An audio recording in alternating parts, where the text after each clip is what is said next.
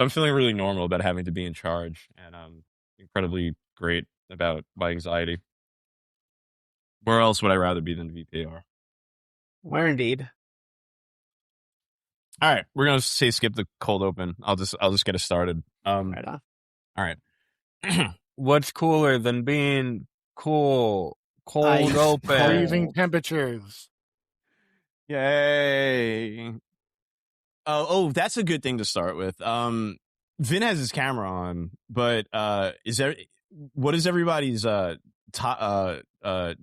t-shirt situation looking like at the moment? Chris, are you topless? Oh, I'm topless, baby. Hell yeah! Wait, I I'm could have been planning topless on- this whole time?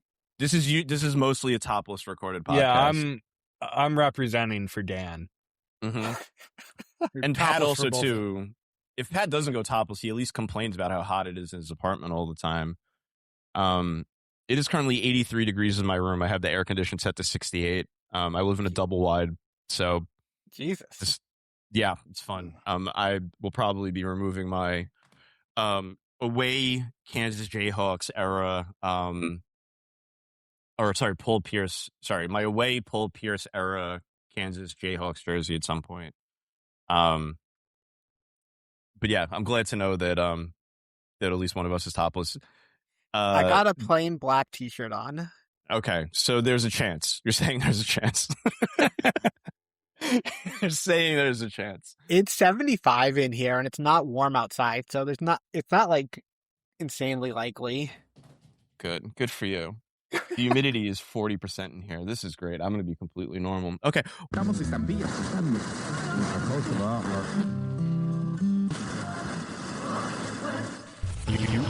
You are now tuned in to your number one radio station. Radio.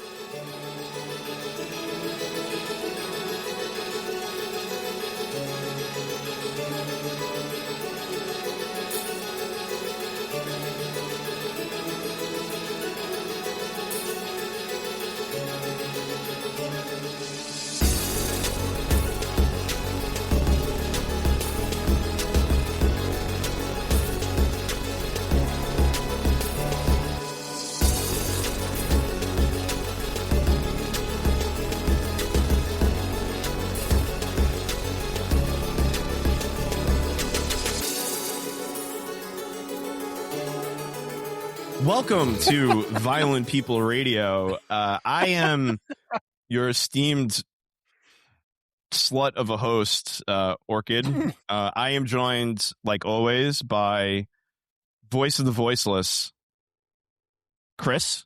Chris, how are you doing today? That's right. I'm the voice of the voiceless. I have I'm here to drop a pipe bomb. I'm here to do steroids. Hell yeah. I thought you were going to say I'm here to I'm drop here to pipe. walk past Sam in the airport. Yeah. Sam ran into Punk at the airport yesterday and Did invite not him on. try to get the scoop. Sam No, did wow. not try to get the scoop. Sam didn't even know there was a scoop to be got. He said, "Is there something going on with CM Punk?" So There's What is always there something not going something on. going on with CM Punk? if you ask the people at the Wrestling Observer newsletter message board / Discord, he is the sun that we all revolve around. Yeah, but anyway, so Chris, thank you for joining, for interrupting your labor efforts to be here in the worst wrestling podcast in America. I am joined by a friend of the podcast, Dokomoy. Dokomoy, how are you doing today? It's going all right. I can't complain, especially, so I'll take it. Fantastic. And we are also joined by a good friend of mine, a newer member of the Discord, one of my friends from Shaolin, Staten Island. We graduated from the same high school together. Vin Forte. Vin, how are you doing today? I'm doing good. I didn't know we could have gone topless. I would have prepared. I apologize. You do have to listen to 3 hours worth of really awful audio every week to have that context. I promise you we won't be asking you about your hot dog intake today, but actually I can't promise that. No promises. Yeah. No, Jesus. go ahead. You want to get glizzy, get glizzy. No, yeah, no. I mean, shouts No, to Tanner, whose do it. wife still has not received. I really wanted. We were supposed to be playing Dungeons and Dragons. Is that what it's called, Chris? I don't remember what the name of the game. That is in fact what it is called. Okay. We were supposed to be playing that last week. That's why we weren't going to do an episode, but with the storms, we all had outages. But my plan more than anything was to get Tanner's wife specifically. The plan last week was for $300 worth of hot dogs. With my winnings from the NBA finals. But unfortunately we didn't get a chance to do that. So I hope Tanner's wife is enjoying as many hot dogs as humanly possible on yet another vacation. As for our other hosts, Dan and Pat, Pat has unfortunately been shot at the post office and is deceased and will no longer be with us. And Matt Riddle drowned Dan at Discovery Cove. There was a very unfortunate incident where Dan tried to sexually assault a dolphin. So both of those guests are gone. May they rest in piss forever. I don't mind Dan being killed, but I'm very uncomfortable with the idea of Matt Riddle being the good guy in the situation. Yeah, I don't know how I feel about that. There's no good guys here. This is not a morality play. Yeah, there is no ethical Matt Riddle. No, this is the King's Road here. So yeah, thanks everybody for listening, and thanks to our guest host for joining. I'm realizing this is the first episode that we have had since the glorious, beautiful Jalen Brunson led the New York Knickerbockers, which my wife did not believe was their real team name, to their first NBA championship in 53 years. So congratulations to Sam. Orchid, has your wife seen Nico Knickerbocker? No, but I don't know who that is, so that's gonna have to be it. Look up Nico Niko Knickerbocker. Tell me what you think. She might be very exhausted. She is from Indiana, so she might be very exhausted by my East Coast supremacy that I've been pushing. I've been doing everything I possibly can to not be annoying about it, but it has been quite the time. But I am fucking thrilled as a new Mormon convert. Shout out to AJ DeBonsa. There you go. Your little PYT from BYU. Yeah, how's Nico everybody feeling? Knickerbocker is fucking terrifying. Holy shit! Right? If Vin tells you to look somebody up, usually you don't want to do it. I don't even want to begin to talk about big Frank Sidebottom energy. No one can beat Chris the Hobby Guy, which I'm not going to get into Chris the Hobby Guy discourse in this podcast. But how is everybody feeling post NBA Finals / NBA Draft? Chris, how are you holding up right now? I mean, fine. It's fine. It's fine. It's all fine. Everything's fine. Everything's fine.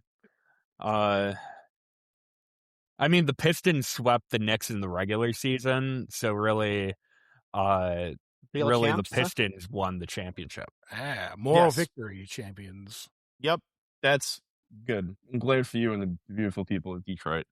Vin, how are you feeling? Vin's a Nets fan, so I don't really think any of us can wax too poetic about how we feel at the moment. They do exist. Yeah, they do exist. Yes, it's just like that Eminem Christmas. Yeah, He does exist. Yeah, the one Nets fan does exist. Listen, fuck everyone. Fuck this town. Fuck and we're like, oh, they should go back. Their fate is sealed. They should go back to Jerry. They sold out 98% of their games this season. They're not going back. Get used to it. And I like that now there's a very clear underdog story to be had here. Because the ticket prices are going to go way up for the Knicks, and there's going to be affordable tickets and nice young players that are hopefully getting Mikal Brown Jr., putting all the eggs in the Mikal Brown basket. Oh, good. That's going to work out. Listen, no, because everyone's saying Darius Acuff. Oh, it shouldn't have passed on Acuff. Nobody watches the fucking NCAA that closely that they can say with a straight face, oh, well, they definitely should have done this, or they definitely should. Go watch Mikal Brown Jr. The kid he was almost the MVP. AJ DeBanza was, but he was very close to being the MVP of the under-19 FIBA World Cup just last year. Fuck me, I'm ripping my tits out in enthusiasm for that. You're right, we should have drafted him. I'm going to regret that one. I have a question for Vin. Yes. What are your thoughts on the Judas Jay-Z sitting courtside for the Knicks? Listen, I knew he was a fraud when he took it. When they brought that team to Brooklyn, because I've been a lifelong Nets fan. So when it was like, oh, we're bringing the team finally back to New York. For people who don't know, they were originally the New Jersey Americans and the New York Nets in the ABA with Dr. J, where they won 2 championships. And then they went to New Jersey and had, they went to back-to-back finals. So it's not like, nothing happened. But then they finally come back to New York. And it was this weird plan where it was Jay-Z, but also this Russian oligarch, Mikhail Proktorov. And they put these, you should look up, they put this billboard up where it was like the blueprint for a new, for a new tomorrow or something. And it was a big billboard of Jay-Z, makes sense, blueprint Jay-Z, but he was like standing side by side in the graphic with Proktorov. And it's like, what is this guy do? Like, you're not the star here. Like, what are you, people think they're going to love you? Like, you're crazy for this one. Yeah. Crazy for this one, Putin. Like, it's not. And then they did the whole thing where they got Kevin Garnett and Paul Pierce, which is now just now it's just a meme with the Gap Band's Outstanding playing in the background. Like, that's where that meme comes from. And then they gave those picks or those assets to Boston, which allowed them to get Tatum and Brown. And then, Knicks fans are crowing right now, and I get it. You gotta lay low, you gotta take your lumps. But how quickly things can change on a dime if, I'm not saying they're going to take over the city. Like, listen, just like how the Yankees are always going to be bigger than the Mets, things aren't going to change. But it was only a couple years ago when people in this town, by and large, were like, oh, there's a new king in town. Like, it's not even a fair fight anymore. The Nets are killing the Knicks. They got KD and Kyrie. Like, if KD kept his foot, fucking big toe, his fucking big ass feet, and then to hear the stories afterwards about how he's known for wearing shoes that are like a size or two too big, it's like, you gotta be fucking kidding me. I'm fucked up, boy. All right, Dokomoy, are you a basketball fan at all? Not really. I watch the finals. I watch like a little bit, but I don't keep up super close. I will say I'm a blitzball person. Yeah, for sure. I live in LA, and there is never like discussion about if it's a Clippers town or a Lakers town. There are Clippers fans technically, but I've never seen that debate like y'all have in New York. It doesn't exist here. Yeah, well, everyone in New York is mentally unwell. If the Eric Andre show has taught us anything. And Practical Jokers and Rescue Me. And Rescue, the holy trinity of prestige television. Yeah, completely. All right, well, so yeah, thank you all for joining. I'm very excited to see how this episode turns out and to figure out exactly what time Chris is falling asleep. I'm still awake. I think it's been 10 minutes. I'm so proud of you. Let's go. It's been a long fucking week. And I mean, what else to cap it off by recording a 7.5 hour long podcast? When you haven't watched the second of wrestling. But yeah, let's just dive right into it. So, Chris, what have you watched this week? So I promised Orchid I would not talk wrestling, and I would probably fall asleep. I'm breaking my promises. Nice. I will mostly say I am saving my wrestling talk for hopefully next week. It's going to be at least a 2-parter, but I'm watching some lucha. All right. Nice. I am collecting tabs on a lot of our friends, and largely I'll avoid spoiling.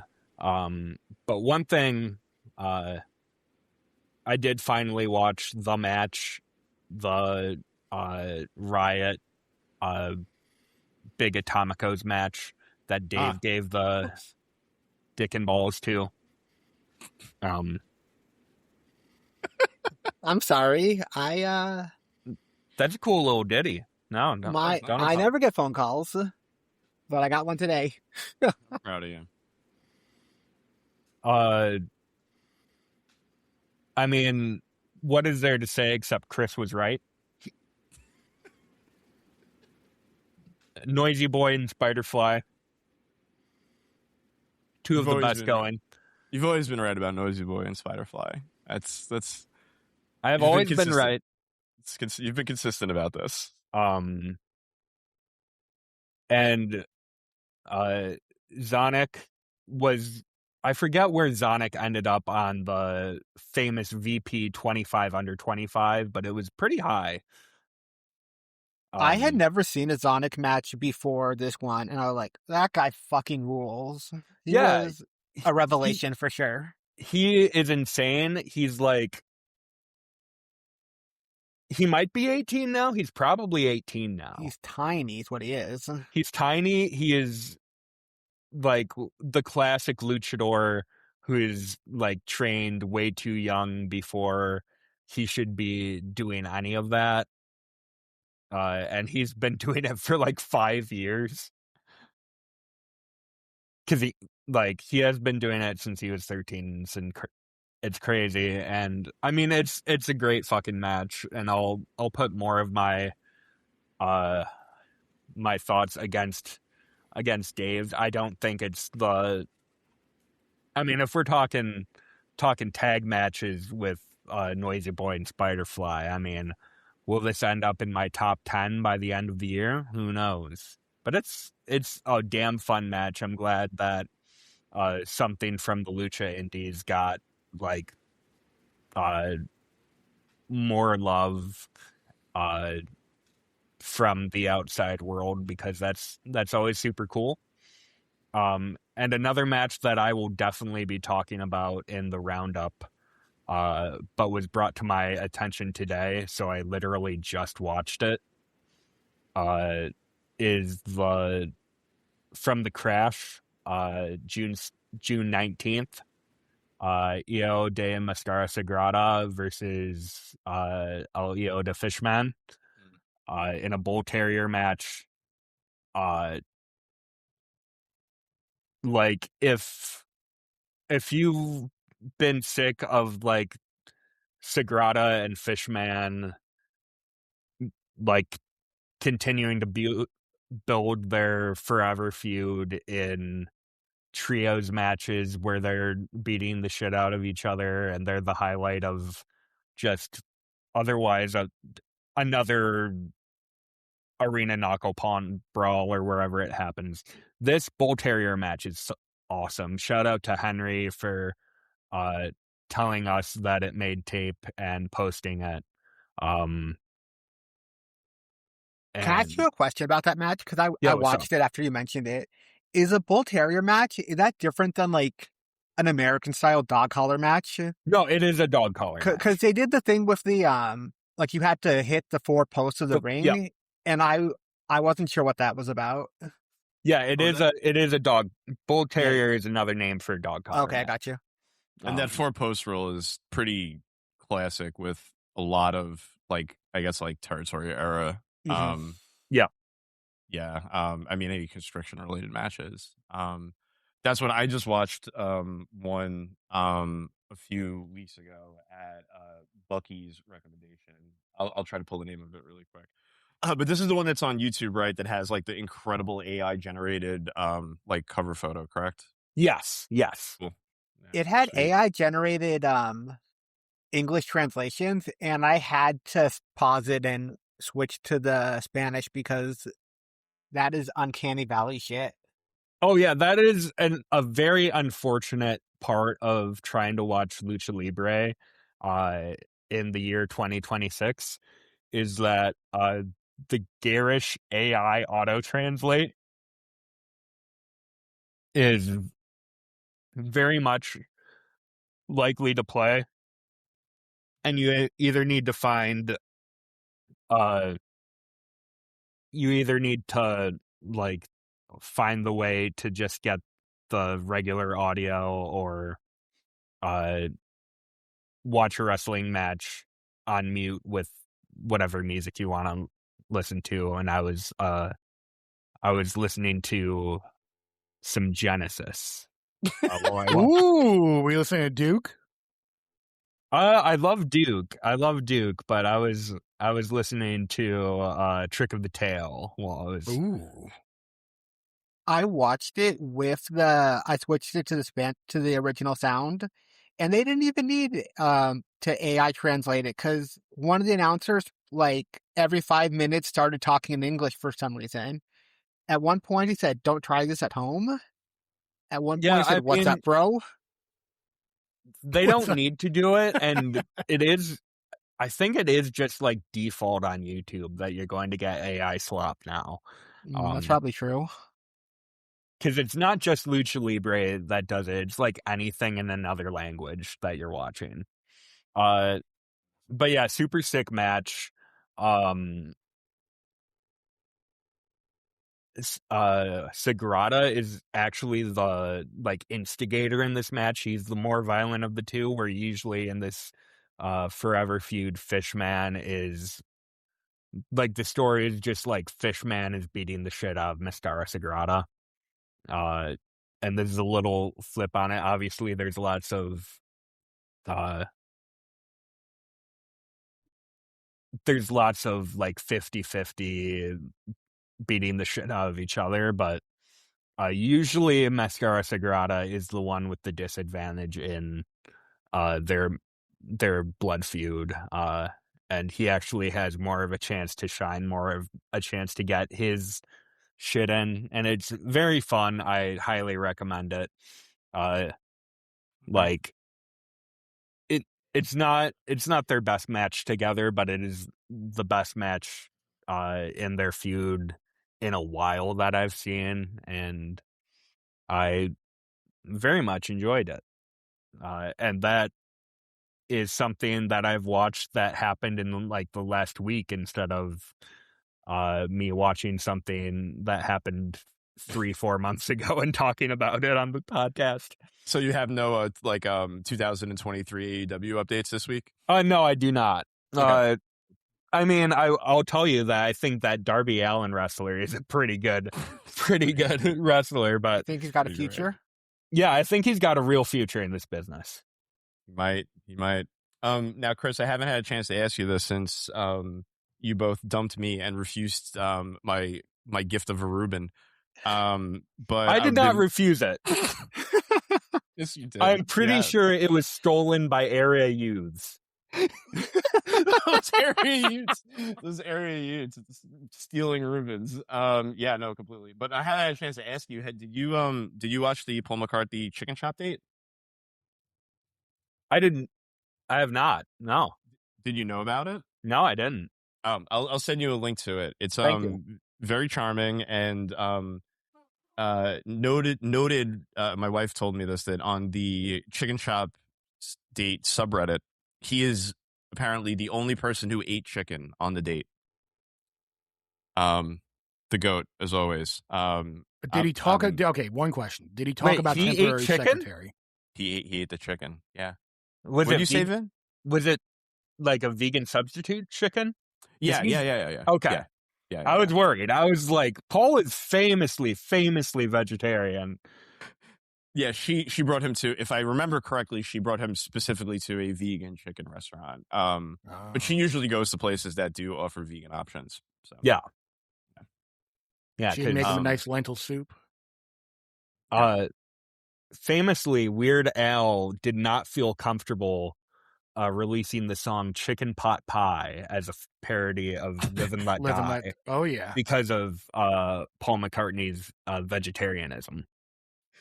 I don't know about the rest of you, but I learned about Paul McCartney's vegetarianism from a Simpsons episode where Lisa becomes vegetarian. Yeah, he and Linda teach Lisa to be vegetarian. I learned my first Paul McCartney fact the minute I started doing this podcast with Chris. Unless he was in Wu-Tang Clan or Souls of Mischief, hadn't heard of him. Okay, but have you heard the Wu-Tang remix album where they remix like the Beatles with Wu-Tang?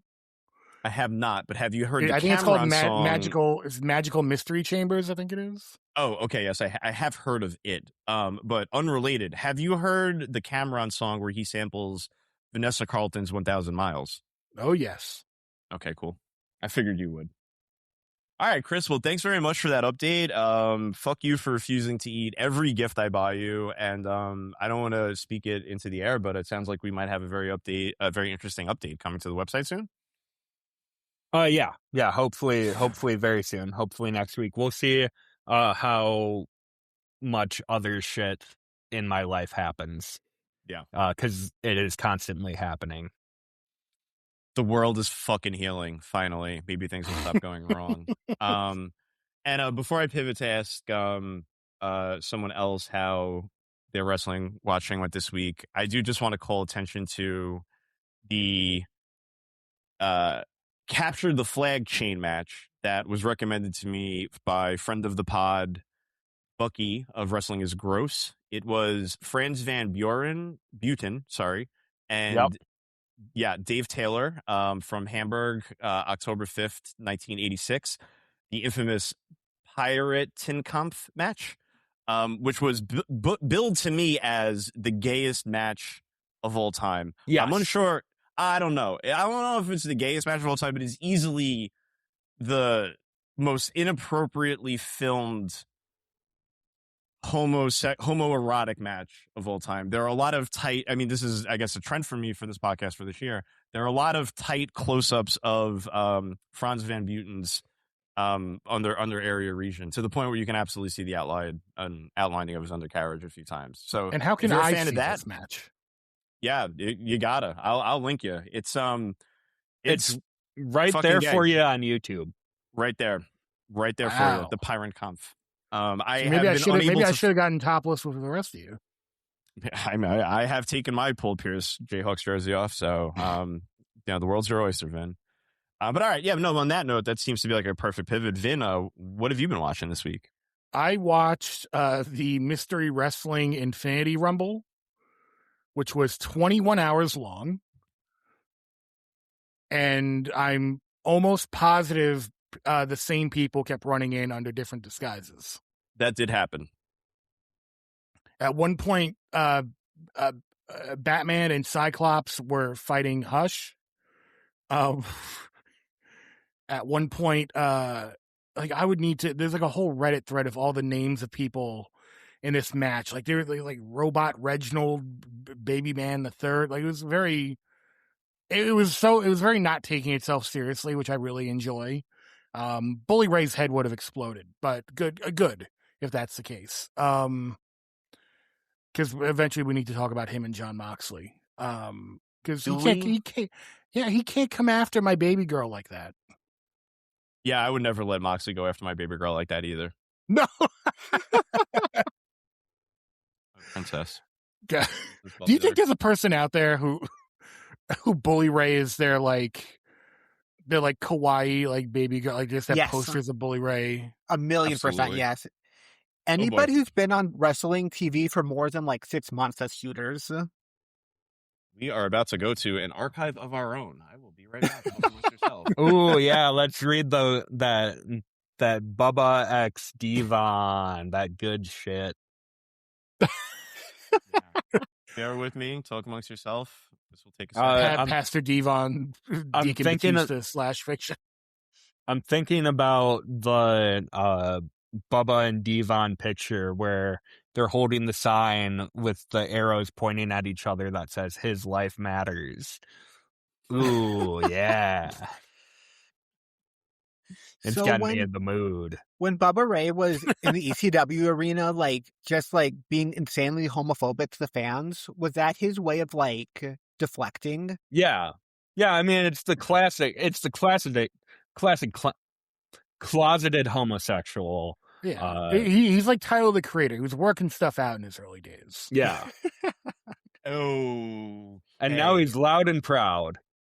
All right, so, all right, I'm assuming. Okay, what do you want me to click on? Like a Blessing featuring Bully Ray and Brooke Adams, or We Are Not Young Love's Dream featuring Brooke Hogan and Bully Ray? That one. just off the title alone. Control F. Okay.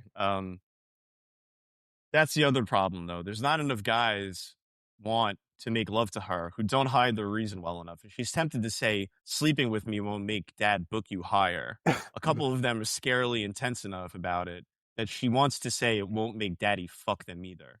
It's not her dad's fault, but it doesn't make her life any easier. Once she's ruled out both types of wrong, there's not many men left over. Okay, hold on. Incredible. Do more. That's, yeah. There's a surprising lack of references to genitalia in this, though. That's so fucking disappointing. Well, it's probably for the best. According to you. All right. Yeah, I did try to check out a bit of the Mystery Wrestling Infinity Rumble with all of my heart. I did my best. From looking at the list of folks who showed up, I'm pretty sure I only recognize 5 of the people who are in it, which is just, it's incredible to know that there's a whole other world out there of wrestlers and people who want to see them wrestle. The one thing that stuck out to me was that Mike Bailey at one point made a feral hog joke while in the middle of giving cinematography tips. Just really incredible stuff. Vince, I have 2 questions for you. A, did you watch the entire 22 hours? And B, did you or Stu Grayson cure cancer yet? I'm still working on it. I think Stu might have he was in the Rumble for a while, so he may have taken a break from curing cancer. He won, I think, so he did. Maybe not. He'll use the prize money. He did not? Cool ref won. Oh, that's right. He caught him at the last. Yes, Stu Grayson went the distance, though. Not with cancer research, but with with wrestling. Well, maybe they'll use that money to cure cancer. I mean, they are. They're not going to take it and then do something different. What if they buy? What if they buy a wrestling promotion? They might. Yeah, that's true. What if they buy 1,000 hot dogs with it? Maybe they'll use that money to cure Colt Cabana. I don't know. We just need your money with just pennies on the dollar a day. You too can help cure Colt Cabana. I'll do it. He hasn't done a podcast in years. We've got to help him. All right. Hey, anything else you watch, Vin? I finally got you gave me the Sendai Girls info, so I haven't watched them yet, but I'm gearing up to do a deep dive into the Friday Night Gotcha. Oh, we'll be talking about that. I'll be touching on those matches. Don't you worry. Hell yeah. I've got some recs. I feel like a gay Sam right now, and I hate it. That's just Sam. Yeah, that's true. I'm just kidding. He loves his wife. His heterosexual wife. I've talked about this a few instances, but this week I had the goal of posting on Twitter.com, the Everything website, that my wife does not enjoy Will Ospreay, and I got accused of everything from being a transsexual, which is accurate, to not having a wife, which is not true. I do have a wife, and to what was the other one? To being a gigantic loser, which fair. I love when people in wrestling worlds claim that you are mentally unwell or a loser, as if anyone who would tweet about professional wrestling is neither of those things. Beautiful world out there. And your wife is right. Like, what are we talking about here? It's true. No, he's the best. I was just upset that they would dare impugn Orchid's wife galness, because if there's one thing that's true about Orchid, is that she has a wife that she talks about occasionally. Yeah, right. That's true. It's not like I mean, all it would take you to do is like 3 levels of searching to find my last name and my wedding photos. But no, I'm definitely, I mean, that's the thing too, is like I kept telling my wife to be like, I'm not going to post a photo because I don't want to sick anyone on you. But like, I mean, this is what a world. It's just people thinking we got a regular George Glass situation going on. Completely. All right. Well, cool. All right. Dokomoy, anything you watched this week? I did. Not anything. I watched a little bit of recent stuff, but you're going to talk about that. But this week I watched, honestly, the sickest shit I've seen all year. I watched the New Japan versus Seishin Kaikon feud from 1992. I don't know if any or all of you are familiar with that. No? I am not. Okay. Oh, wow. So Seishin Kaikon is a karate school that was founded by Masashi Oyagi, who I don't want to like go too far into it, but do you all know who that is? No. Okay. So Masashi Oyagi was a full contact karate guy in Japan who transitioned to pro wrestling. He was on the first FMW show, famously, he was Atsushi Onida's opponent. Okay. And he a few years later he ends up in New Japan on their mid card, right? And so he's doing a thing in New Japan, and one of his karate students is like seconding him at a match. And for some reason, one of the New Japan guys beats the living dog shit out of his guy in the locker room. Like, apparently the dude had to get like 14 stitches or something. And so I think this starts out as a shoot and ends up sort of like as a semi-work.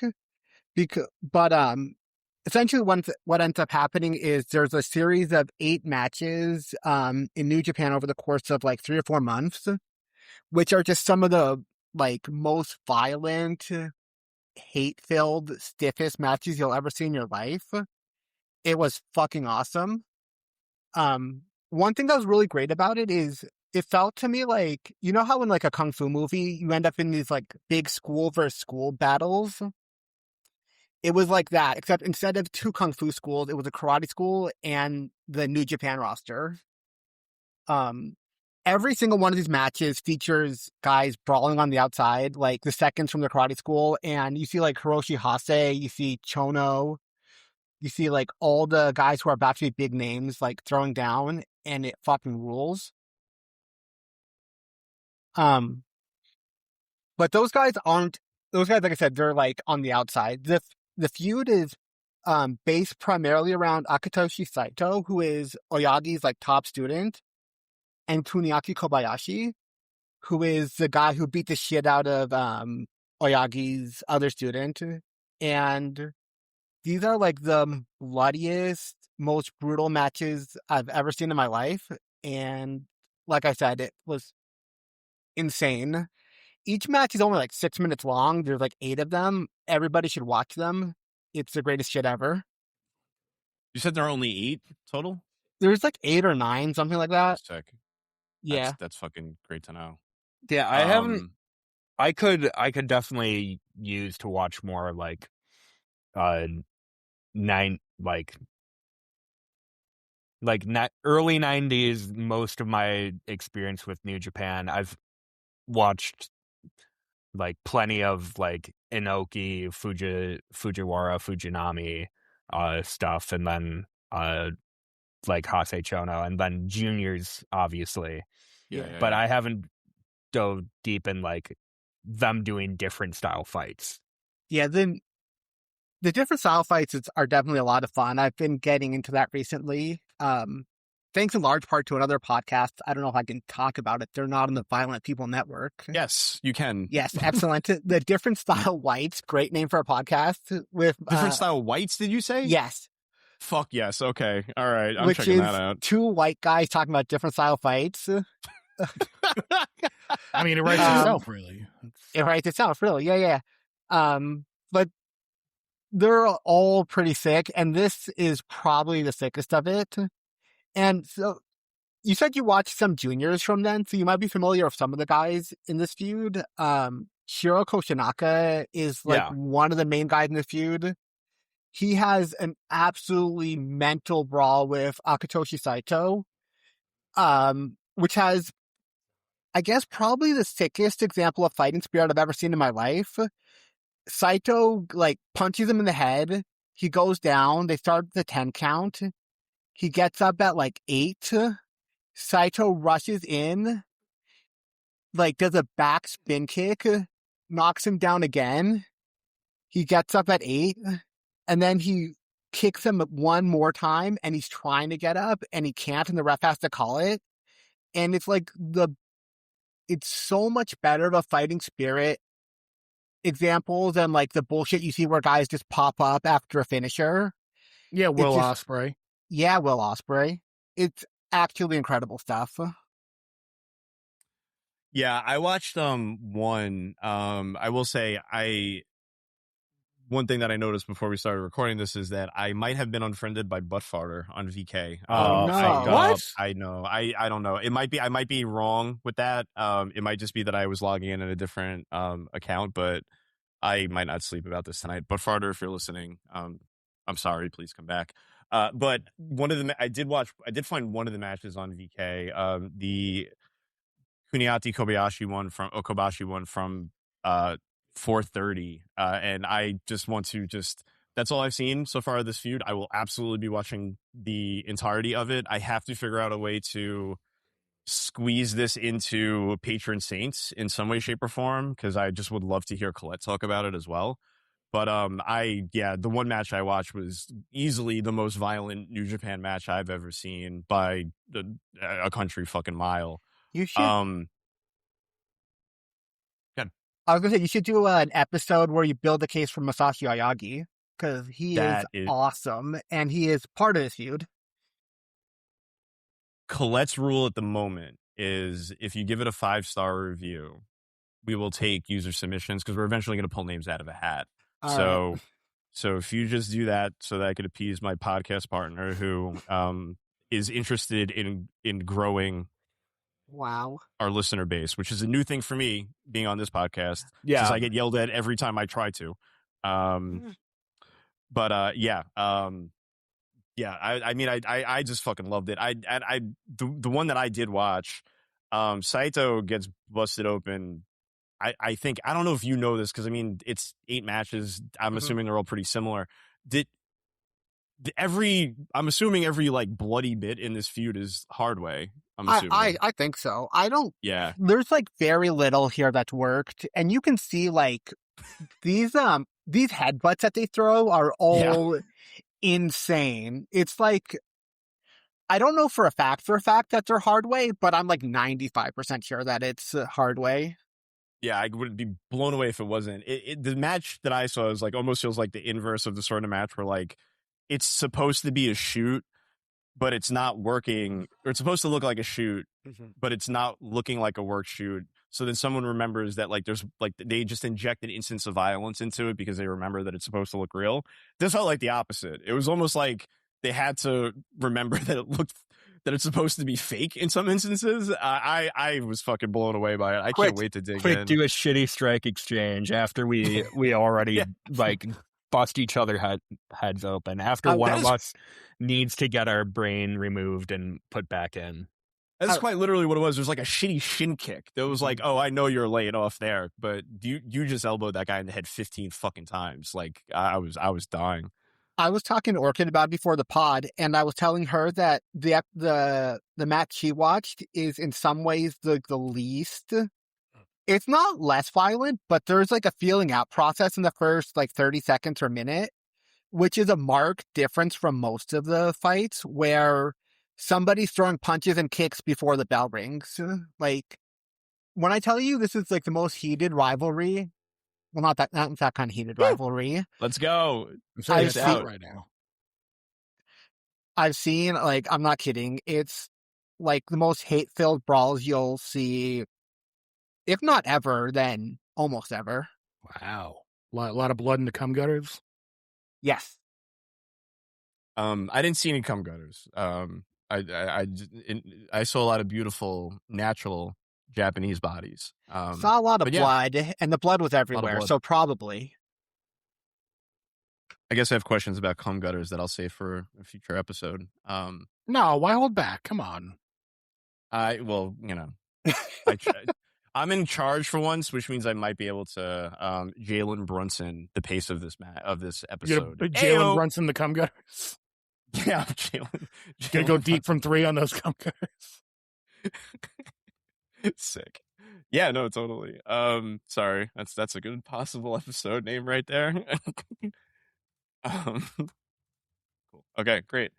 Dope. Was there anything else you checked out this week, Dokomoy? Outside of the matches, we'll talk about it together. I watched a bit of AEW, the others stuff, and there's nothing to say about it except I'm so mad Marina Shafir lost. You know what? That's a good way to put AEW these days. Like AEW, the other stuff.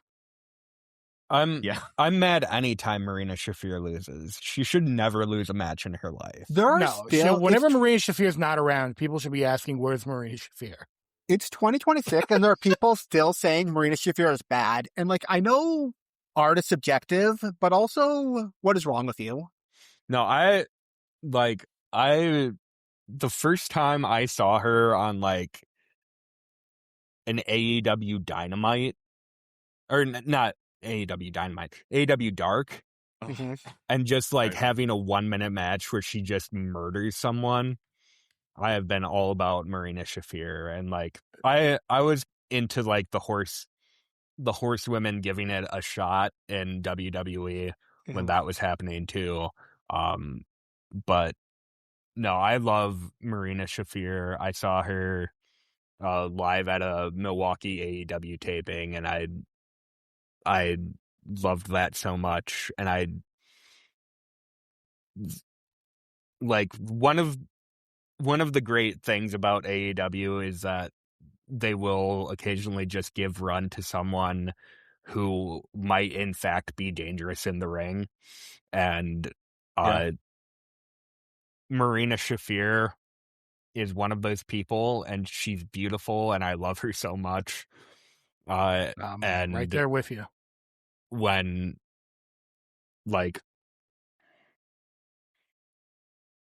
so much of the AEW women's division is booked the way it is, like, you gotta stand out, and Marina Shafir stands out by just killing people. And Mother's Milk is such a dominant finisher too. Like, it's a very like, I'm gonna impose my will on you kind of finisher, and it really stands out in that way. She's great. Like, and again, like you said, she's not really like anything else near the top of the women's card right now. So, like, if you wanted to push her and heat her up right away, you could. And you know what? It would it would really help the Death Riders. Now, I like the Death Riders. I think once they lost the weight of having to have Moxley hold the title, I think they got way more interesting. And giving her a major women's title would only add to that. I mean, you don't have to heat her up. Like, there was a while where the crowds were like not that into her. Like, every time there's a Death Riders match and she like pops some dude in the face, they'd go ape shit. But apparently that's not good enough to be in the TBS survival match. So what do I know? I mean, the stuff with the start of the year with like the mixed tags and eventually the stuff with Tony in a singles match. Some of the most fun stuff AEW has done this year. I still haven't seen that. That's a quick one too, right? It's like it is 10 or 12 like minutes or something. Minutes. Okay. Yeah, no, I gotta check that one out. I always laugh because the Observer. All right, what I missed? Catch me up. Oh fuck yes. Oh, or fuck no. Well, you just missed Cum Gutters, so you're late. Well, yeah, of course I'm late. You also missed important discussions about fan fiction involving Bubba Ray Dudley. All right, that one I'm glad I missed. No, you're not. Don't fuck. Come on. No, come on. You probably wrote that when you were in grad school. When I was in grad school, so that was part of my thesis or something? Yeah. Yeah, I mean, it involves Brooke Hogan. 2000. Okay, so it's TNA Aces and Eights fan fiction. Yeah. My thesis on Bully Ray meets Bell Hooks. Nothing that I control F. I control F for a lot of genitalia references. There wasn't a single one, so I didn't get as explicit. Yeah, because Bubba Ray Dudley doesn't have genitalia. He's like a fucking hut. He's Pizza the Hut. Bubba Ray Dudley blocked me on Twitter for saying that I did not think that the Dudley Boys were the top 5 tag teams of all time. So I'm very excited to potentially to name this episode Bubba Ray Dudley Doesn't Have Genitalia.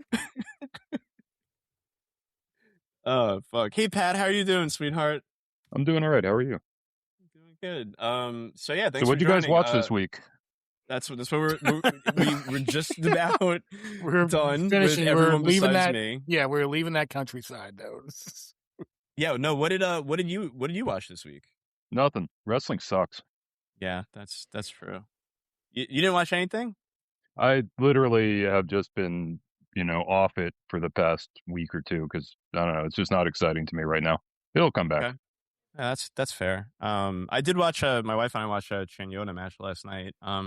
She was on the Marvelous Gotcha show from 2 weeks ago. You know what? I I do want to see PPP Tokyo has their new gimmick thing, Paradise Clinch, Yep. where it's no ring women's wrestling with like fucked up Pride style rules, like not the same rules as Pride, but like a fucked up rule set. No strikes, etc. Yeah. So yeah, I want to see how that goes, considering that Joshi wrestling on the indie level is either like someone like Chanyota who just kind of seems to get it really quickly and have star potential, and then you have people who I'm not convinced can ride bicycles without injuring themselves. But where do you fall on Senka? I don't think I've ever seen a Senka match, and with the way people gas her up, it actively turns me off from checking her out. Nah, but it's Orchid. It's Like Orchid gassing her up. people were fucking coming into their own mouths over that thing with Chris Hero on Mania weekend, and I was just like, all right, this is like poison the well for me. I have a right to shoot. I'm never going to watch a Senka match. I'm never going to watch a Chris Hero match. I don't want to check out either of them. I mean, Chris Hero is fat in that match. I mean, that is a point in his favor. I mean, one day I'll see a fat Chris Hero match, maybe, but cool. All right, did you really not watch anything? No, I've been watching Star Trek Next Generation. Awesome. Ooh, what episodes? I've just been bouncing around. Most recently, I watched the fucking one with the Jason Bourne, who was running around on the Enterprise, like turning phasers into IEDs. Oh yeah, the Starship Mine or whatever that is. No, it's The Hunted. Oh yes. Oh, so good. Cool. Anyway, yeah, Star Trek Next Generation, great show. Love that cast. Some really interesting choices they made with wigs. Where do you land on Voyager? Here's the thing. Voyager, I think I watched the first season because it was on UPN, and obviously UPN was home to like all these cool shows like Voyager, Dangerous Games, Shasta McNasty, Richard Grieco as Marker. Yeah. And so I watched like the first season, and then after that, I just kind of, I think, found something else to be interested in. I just kind of fell off it. So I never watched the whole show. Oh, yeah. DS9? DS9 I like a lot. DS9 I think very good. I think TNG has the best cast and group of characters. That they're the starship I like spending time with the most. But DS9 I think has the best meta plot. Oh yeah, TNG is cozier. Yeah. All right. As much as I would love to let you two continue to talk about Star Trek, unfortunately Pat's here, which means that he's probably going to make. No, we gotta talk about the Bajorans. We are not. I don't know what that means. We are moving on. Orchid, what did you watch this week? Thanks for asking. Okay, so the first thing I watched that I want to talk about, I'm probably only going to talk about 3 matches. Only? Is yes, only. I watched a lot more, but the first thing I'm going to talk about is I did watch 2CW at Pastime Athletic Club in Syracuse, New York, from November 21st, 2006. So if you aren't familiar, our beloved and recently deceased VP founder, Sam Damasio, has been working his way through a recently released archive of 2CW matches, which is his beloved hometown promotion out of Syracuse, New York. The objective behind this is to rank every one of the matches I think, ever, but especially the ones that make tape that have been included in the Patreon that 2CW founder, name I can't remember at the moment, has been releasing. And you might be asking yourself, like, why is he doing this? Which is an absolutely fair question. I've been reading every one of his posts because he's doing a column about this called Doing the Work.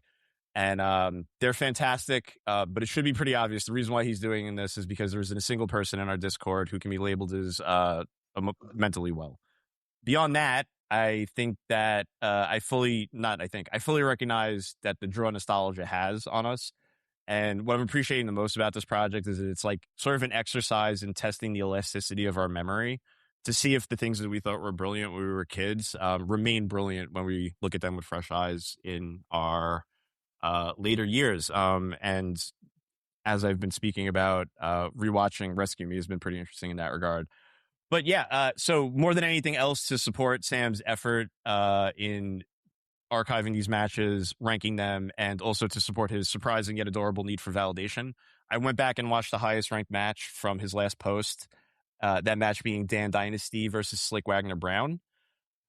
Sam's post did a pretty incredible job of setting the scene for these matches, specifically them happening in Syracuse in the late 2000s.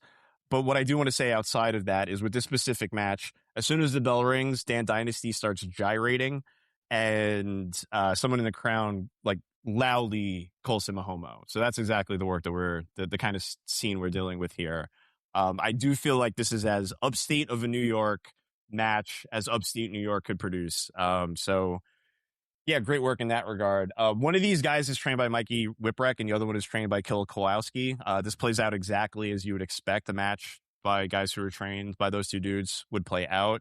Sort of imagine a work rate Triple H against a slightly more heterosexual Matt Hardy, but with Matt Taven's haircut.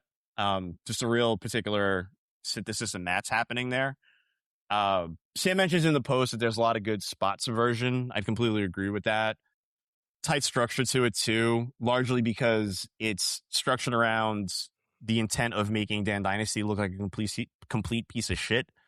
Just pure heel versus face wrestling that really feels like from a bygone era at this point.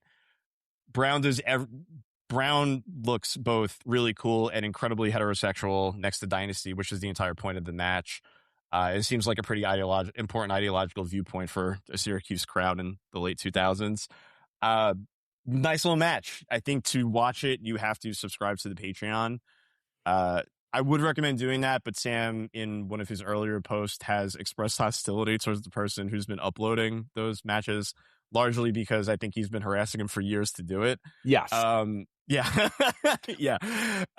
So I'm really glad I checked it out. I hope Sam is having as good a time writing those pieces and continuing to go through the process as I have been reading his work. I really do think Sam has such a unique and interesting tone with his writing that I'm just glad to see him.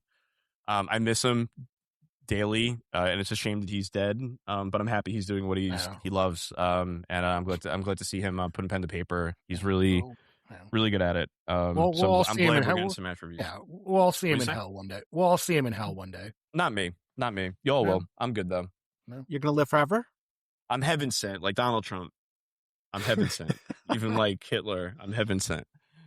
Yeah, I'm good. I'm just like that's Hitler the episode title. I'm just like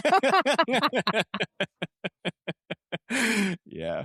All right, but some other things that I did watch. I did watch some AEW. I saw a lot of people really enjoyed Zack Sabre Jr. versus Adam Priest. I did. I don't think I enjoyed it nearly as much as other folks have. Largely, I'll admit, I'm getting used to transitioning away from being able to watch matches in AEW without commercial breaks, and the insertion of commercial breaks into wrestling almost completely ruins my love of wrestling. I have no idea how people do it. It's so foreign to me, and it really, to me, points out like everything I hate about American television, wrestling and American wrestling television, identifying those as two different things. So yeah, I mean, it was a good match. It feels really hard for me, particularly, to get a good grasp on it. There are other folks who liked it, who I'm sure will write things about it and say things about it that are are better able to fill the space between commercial breaks. So yeah, check out what they had to say about it. It was fun if that's your sort of thing. I don't think anything else from AEW has really stuck out to me all that much outside of the fact that I am lying about being married. I do love that.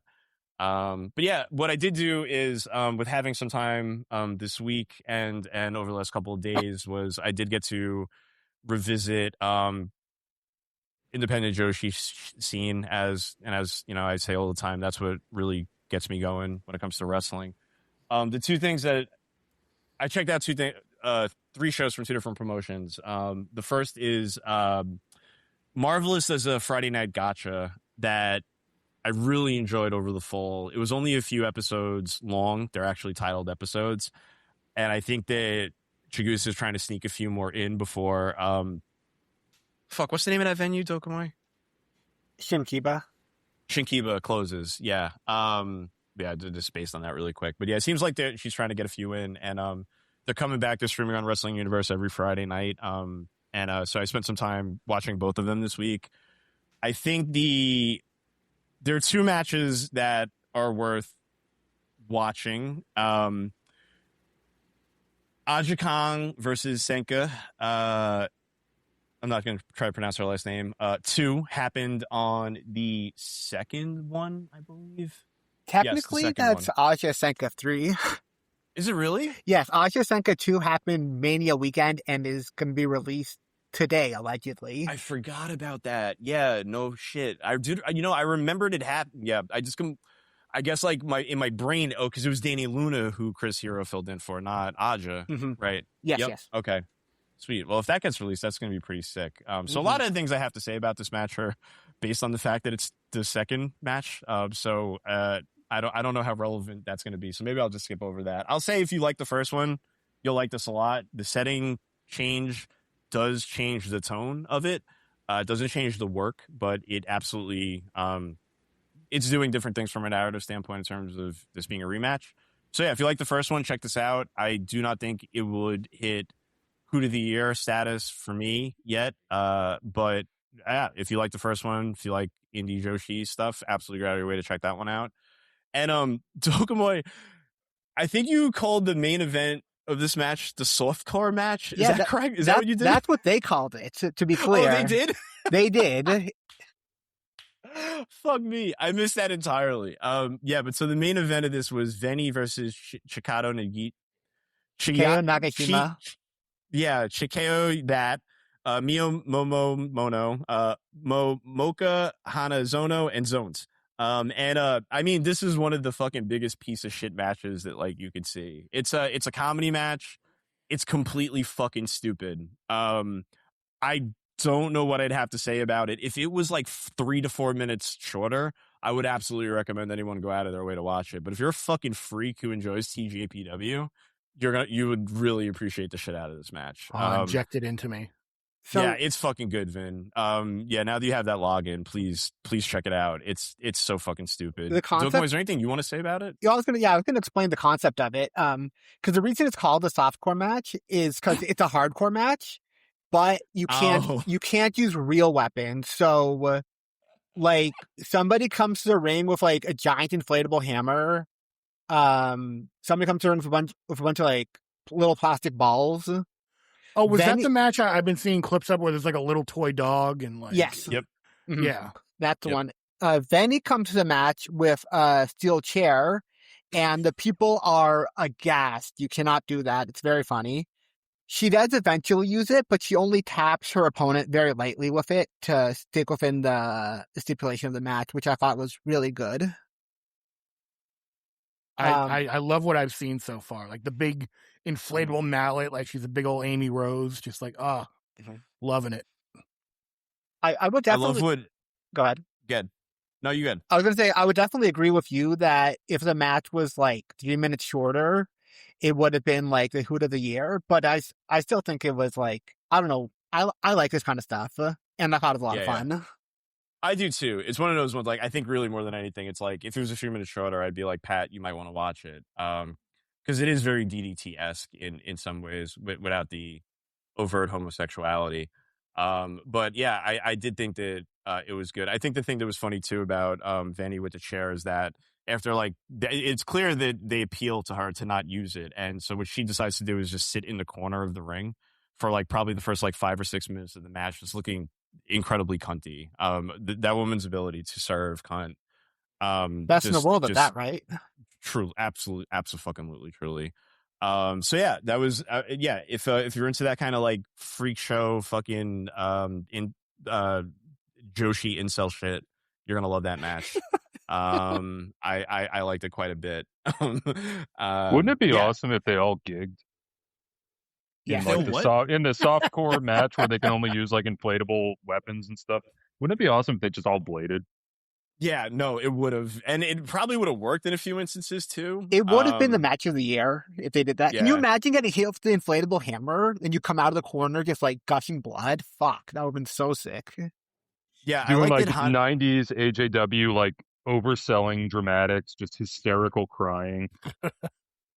Yeah, I'm imagining like given the comparison to like DDT, if they did like a one light tube death match or something, and before they broke the light tube, they were just like they just bladed outside the ring like deliberately and hardcore, and like Akito and Mao are just gushing before they've busted the one light tube in the ring. You are agenting for Violent People Produce right now. I mean, I'm always doing that. That's fair. Orchid, I really appreciate your description of Marvelous as a promotion booked by a woman with dementia. Thank you. It clearly is to me. When I watch Shigusa matches and then I watch Marvelous, I'm like, some things have had to happen between here. It could be SARS-1, it could be COVID, but that woman has something wrong in her brain. It could also just be CTE, because some of those matches all the concussions. It could be all of those things. SARS, COVID, concussion. Like, speaking of brain damage, I did watch one wrestling thing. I watched Tiffany Stratton open the pack of cards, and like. It's just 15 seconds of the sound of like air whistling between someone's ears. It's amazing. I truly might request a complete. Well, you can't do that now because she's actually like on the main roster, but there's an opportunity where you embrace her the same way you did Brindley Reese in a way that is absolutely. I mean, Jade Cargill hasn't really been doing anything interesting, so I might just hit. I can't really hitch onto the Tiffy time train though, because then it turns into like a necro butcher thing where it's just kind of like she's like a MAGA weirdo, I think. I need Tiffy time. Well, yeah, she's a wrestler in WWE. Yeah, that's true. But wasn't there that thing a while ago where someone like had like a clip, like a cell phone clip from like a live show, and someone said that she called another wrestler a black bitch in the middle of a match? Yeah, so she also called a fan boy or something like that, like a black fan. And that is she like a fucking like Confederate Minnesotan? No, well, many such cases. This is fair, yeah. Experience. Yeah. Anyway, the clip of her saying, "Okay, so this card is SGT Slaughter now." Like, I was just like, "Oh my god, this is." They need to just. It's like Juventud Guerrera, where I love Hoovie's matches, but what I really want to see is just him given a live mic and just sent out there with a captive audience. So somebody had tweeted that it was really cool that she didn't know what that meant, and I responded to that tweet and said that it's because she's an anti-imperialist, and somebody was like, no, she's not. And I was like, oh, all right. Yeah, okay. Don't. Okay, you know better than me. You stepped on the rake there. You just like said like, okay, like, swing that bat right at my face. Yeah, completely. I saw people who were like, seemed to be actually upset that she didn't know who Viscera was, which I thought was incredible. That is of the ones that she didn't know. That is the most upsetting one. Like, she should know who Viscera is. I don't give a shit if she doesn't know Sergeant Slaughter or Junkyard Dog. Yeah, watch your fucking voodoo murders. God damn. Watch your fucking corporate ministry. Like, what do you think is the earliest match Tiffany has watched? Because she came from like college gymnastics to WWE, right? So like, I would be shocked if she watched any matches prior to a match that she is backstage for watching on a monitor. I think that might be a stretch. Give me 1 second. I feel like I could tell you exactly the first match she watched. Give me 1 second. Probably a late cool match. It is probably the first She's living match life. First match she watched is most likely going to be Tiffany Stratton versus Amari Miller on WWE 205 Live number 258 from November 2021. Hello, Katie. Hi, amigo. Hey, So she has a deceptive 205. Deceptive 205. You think she's heavier? You know, that's the thing is I'm not sure how tall she is. So I guess I think 7'5" and French. it's also She's possible that she's watched like 1990s All Japan, because there's that one dude in the PC who loves posting about all of the 90s Puro. He's showing the other wrestlers who are clearly invested in it. So she might have been like on King's Road tapes for all we know. Yeah, I don't want to watch her.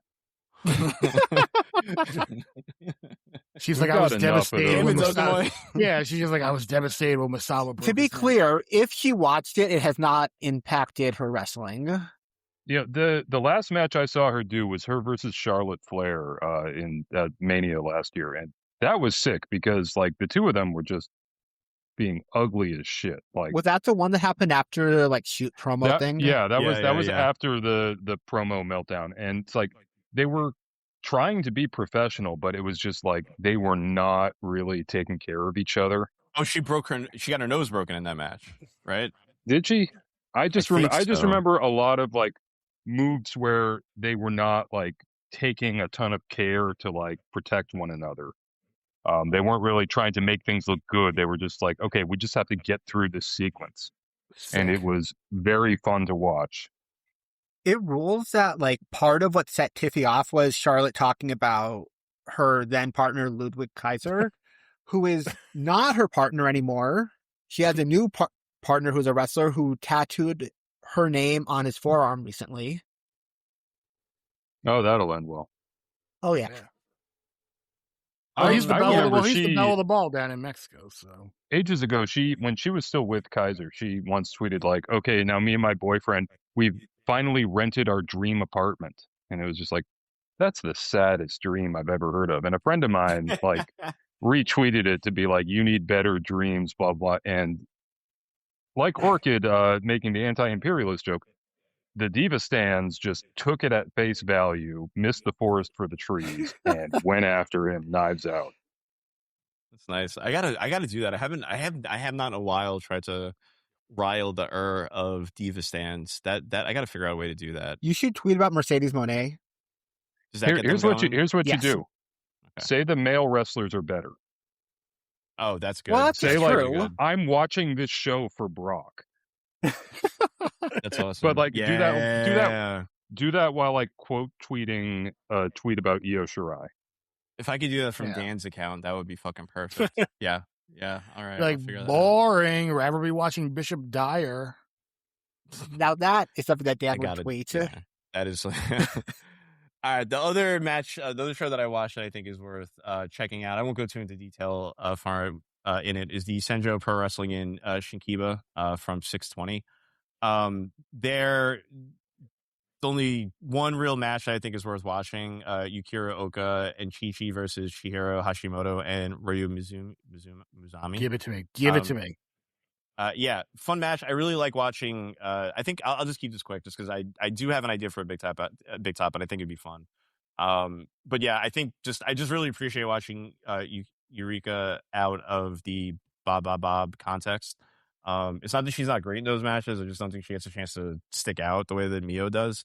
So yeah, just love that a bit. I really like seeing Chi-Chi. It's been a minute. Love when she works with somebody like Chihiro, who's just so good at making people look fantastic. Cheers, Chihiro. Mizunami is Mizunami, so you know what you're getting in both those cases, for better or worse, with both of them. Does gonna ask Chihiro you- have the best spear in the biz right now? I Yes. think I like her spear a lot. Yeah, I think it's great. Orca, I was going to ask you, what do you think about Mizunami's current gimmick of doing 3 minutes of chops? Love it. I love it. I know a lot of people don't, but I think it's fucking hilarious. Oh, I think it's great. And I Yeah. also see people getting mad about it, and I'm like, we are very different people.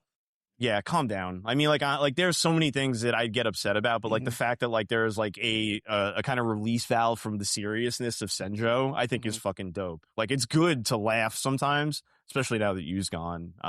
It's few and far between. I think she's such a key member of the roster. She's like the Toru Yano of Senjo, and you need somebody like that. I love that. Especially with a promotion. Good. I was gonna say, I love that she like conducts the crowd with her chops. Like they chant along with how fast she's chopping. I think that's just actually really fun. Yeah, I'm a big fan too of like it's been a bit since I've seen it. But fucking Miko will often like be like, oh, she broke another world record on Twitter. I get a kick out of that. I like seeing somebody who's like seems deathly serious, like have a sense of humor every now and then. Yeah, I love her. I enjoy her a lot, and I think if you don't, then that's fine. But if you want to get mad at people about it, there's something wrong with your head. No, it's like don't not everything's this isn't the fucking Teapot Dome scandal. You don't have to be so like super serious about everything. Yeah, no. The Teapot Dome scandal was pretty funny. You know what? It kind of was. Like everyone go home. Homework for everyone in the Discord. Go watch Ken Burns' documentary on the Teapot Dome scandal. Absolutely not. I didn't know he did one. I'm going to check that out though. I don't know. I'm just assuming, but it's probably out there. It seems reasonable. It is like it is interesting to look up like in the context of our current moment where the government is just brazenly corrupt as shit and see like, okay, this was the previous gold standard for brazen government corruption. And it took us a century to just obliterate it with a nuclear weapon. J.D. Vance was talking about Nixon and how his scandal would have blown over in 12 hours. And he's not wrong if it happened today, and he's not wrong. JD, I'm sure JD Vance fucking, said all that with just a mouthful of dog cum. Yes, but he's also not wrong about the specific one. Couch. Like, you can do whatever you want now. You can. For now. For now. Until we elect Team 200 Kevin Garnett to replace them. All right. Well, on the note of J.D. Vance's mouth being full with dog cum, I'm going to pivot us to just give us a quick update on what's going on in the website. So just in terms of what's been happening lately, give me a second. I just got to go back a bit. Corvo's been doing a great bit of work for us since our last recorded episode. He did a recommended match roundup number 69. Nice. And he also did a really fun post on fun's not the right word, and no offense, Corvo, it's a list. But Corvo did put together a list of the official Violent People Guide to Wrestling Streaming Services. That does include links and prices to any wrestling streaming service. Bless Corvo, just so good at making things that are difficult to find a lot easier to find for people. So I like the way you said that, like kind of cutting them down to size. Like, no offense, it's a list. I mean, well, if you read it, you're going to be like, this isn't fun. Like, I don't think Corvo's like, yeah. So you're reading it for information, not for entertainment. Corvo will be the first to tell you, he is a robot. So fun is like, he is incapable of having fun. He does not know what that feels like. What he deals with is data. I always think of covert. I'm sorry. I always think of covert. Corvo. Right. Sorry. I always think of covert. Corvo Rover. I think of him as I always think of. Fuck. All right. Fuck you. I'm so glad you're here. I miss you so much. Fuck.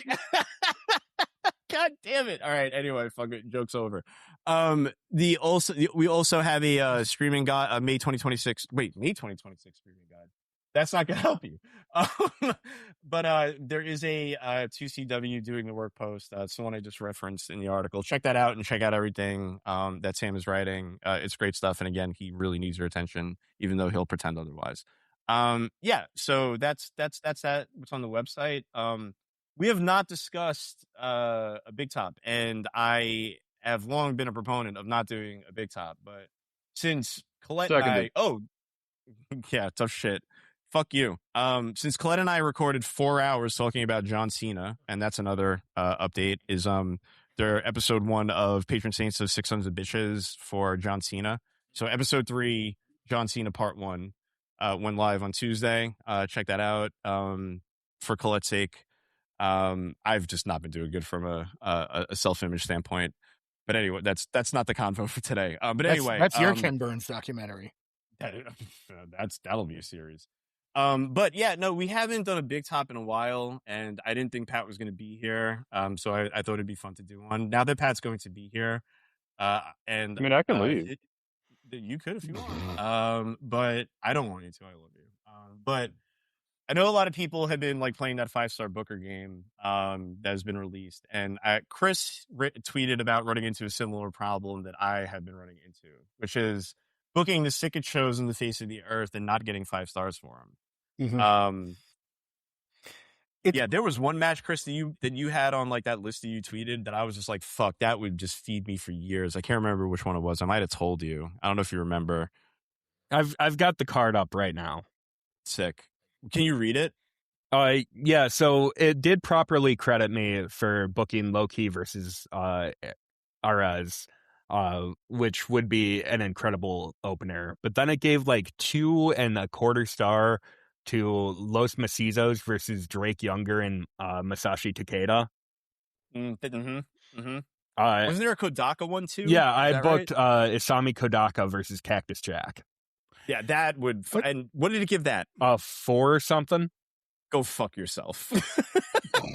So it's based on cage match rating, so it's just an evil program all the way down. Yeah, of course. But what I wanted to do was have some fun with this, and my initial idea was that we can do a snake style draft for this, where we are all picking one person. I was going to pitch that we aim to get a 1-star card, but I feel like whatever the fuck you want to do, right? I just think it'd be really fun if we like collectively tried to like take a stab at using this tool to do something incredibly stupid and make fun of it.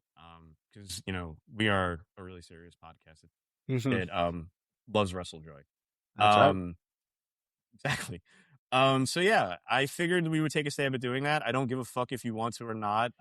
It's Pride Month. I decide what we do. If you want to leave, go for it. But what I've got pulled up right now is the website. I'm sharing my screen. I'll zoom in to just ensure we can all see it. But I feel like we should do the smart approach. That way, like, we don't get to see anything. If you want to go stats, I'm fine with that. Just to make our life let's do easier. smart. We can't be cheating. Okay. Yeah, we're all smarts. I agree. And then from picking our promotions, I feel like we shouldn't pick like these are what I checked off. Chikara, ECW, Impact, New Japan, TNA, WCW, WWE, and WWF. Well, sorry. Can we please get IWA Mid-South and GCW, please? So fucking sorry, sweetheart. I meant to. Yeah. And what was the last thing you said? GCW as well. Yes, I'm so sorry. I checked both of those. I feel like if we don't do DDT, Pat actually will leave. No, I mean, you can put DDT on.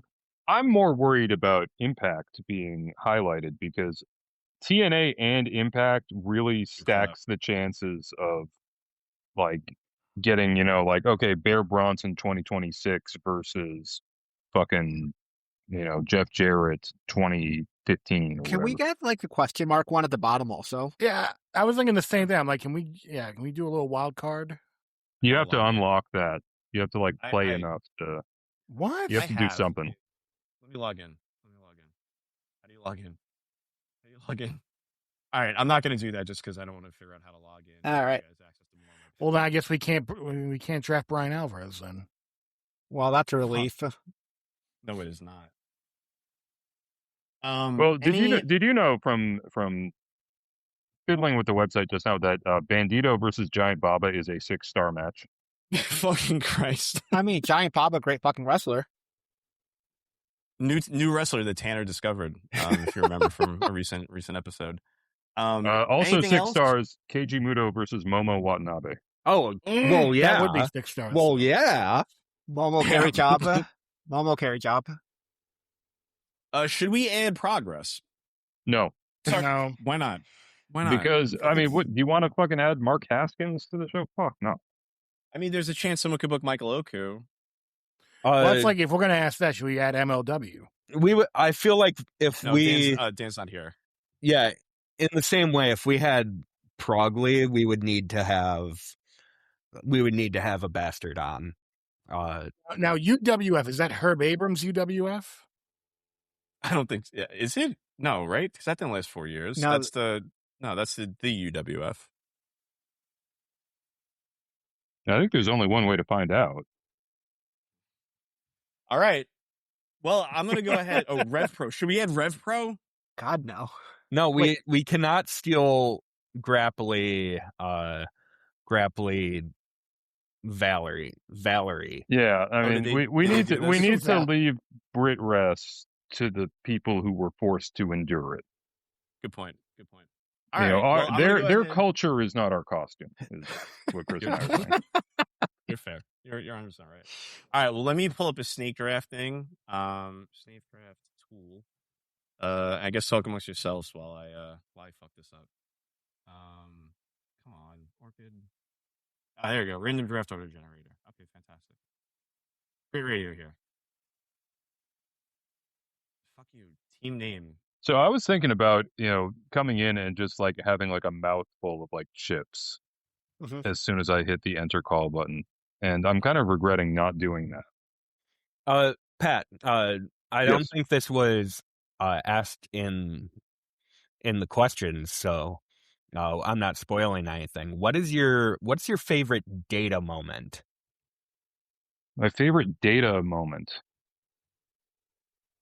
I think probably when he wrote the poem to his cat, because it was one of those just like totally ridiculous and stupid moments that Brent, not Brett Spiner, just hits a home run with. There are a lot of like moments where data is supposed to be like doing something stupid or obnoxious, or like if Q did it, it would be completely obnoxious and over the top. Whereas Brent Spiner kind of is able to walk that tightrope. I also really like how he's the one who yelled "Oh shit" in Star Trek Generations. That was a good touch. All right, so I have the order, but before I do that, not to play favorites, Chris, where would you like to go? Oh well, now we know. I would like to go first.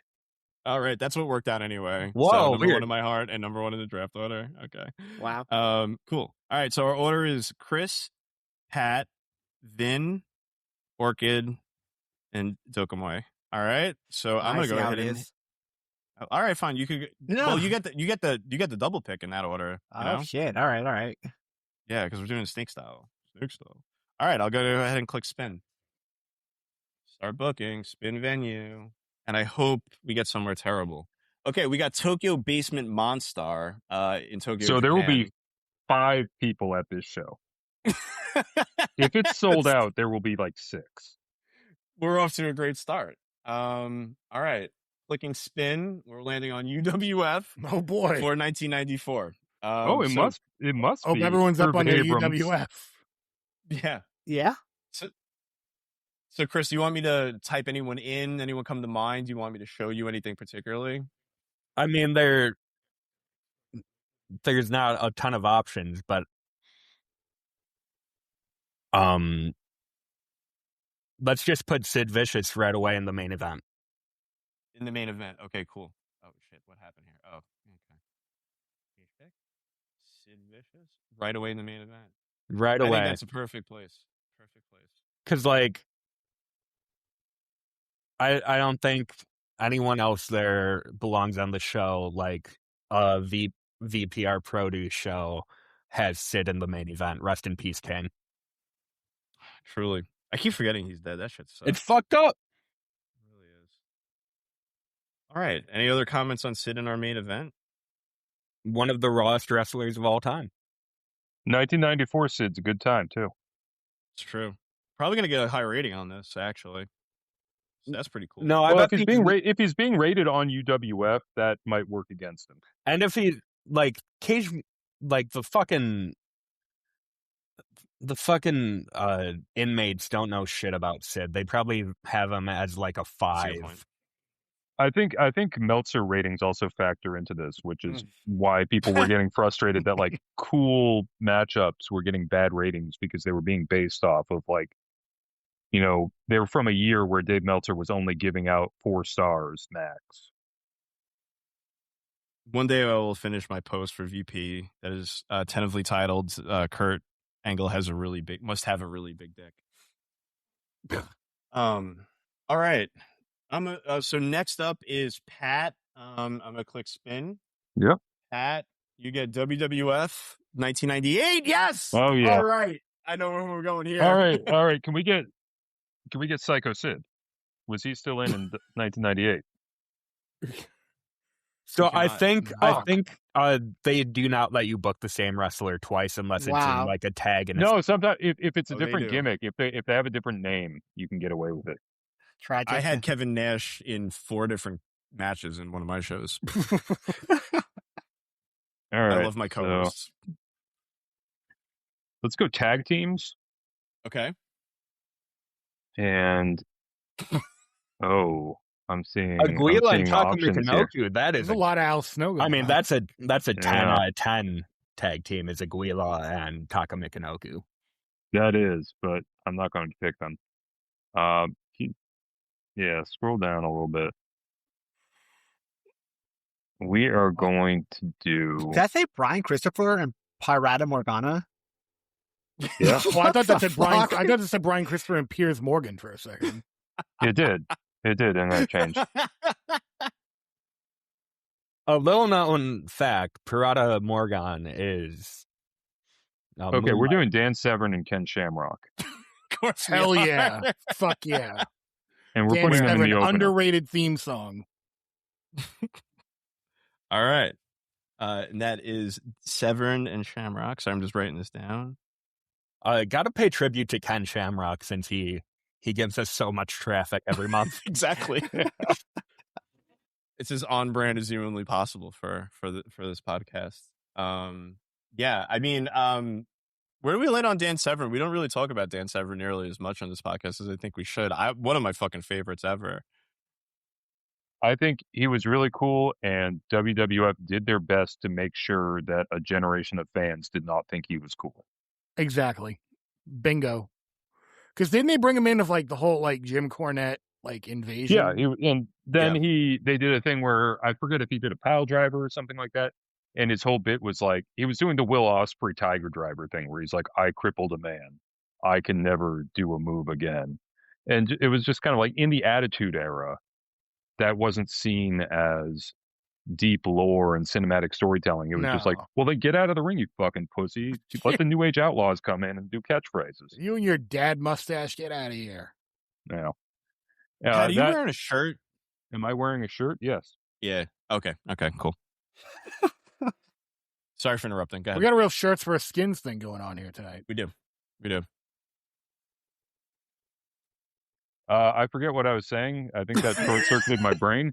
But yeah, Dan Severn. I mean, and then like the nail in the coffin where he wouldn't do the brawl for all, and it was just kind of smart move.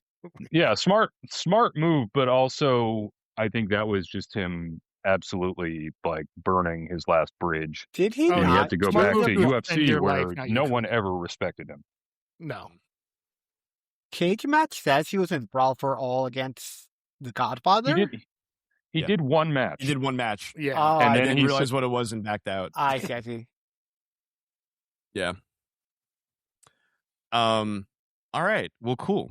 I'm gonna go ahead and click spin. Vin, you're up. Oh boy. Big money, no whammies, big money. WCW 2000. Oh, hell yeah. Oh, yeah. Hell I yeah. know where you're Holy going. fuck. I know where you're going. Oh, I'm the big winner here. Where's Kiwi? I knew it. How do you spell it? It's KW. Well, hold on. Let's There it not is. count our chickens before they. Okay. Let's see who else we get. All It's the year 2000. God damn it. This is a great year for this. So Al this Green. is also when WCW's roster had about 400 people on it, Yeah. Yes. So this is prime. which was a Prime reduction bullshit. from the last 2 years before that. We got Barry Horowitz. We got Berlin. Big Rock. Queewee's actually in there twice, I saw, as Alan Funk and Queewee. Big Vito. I remember when I was a kid, my mom knew that I was into wrestling, and she worked at a beauty salon. And one day she comes home and she's like, "I know you're into wrestling. You'll never guess who was in my salon today." I'm like, "Who?" She's like, "I got his autograph. It's this wrestler, Big Vito." And I wasn't watching WCW like that at the time. Like, I was watching it, but like Big Vito was not on my radar. So I'm just like, great, who's this like bald Italian man?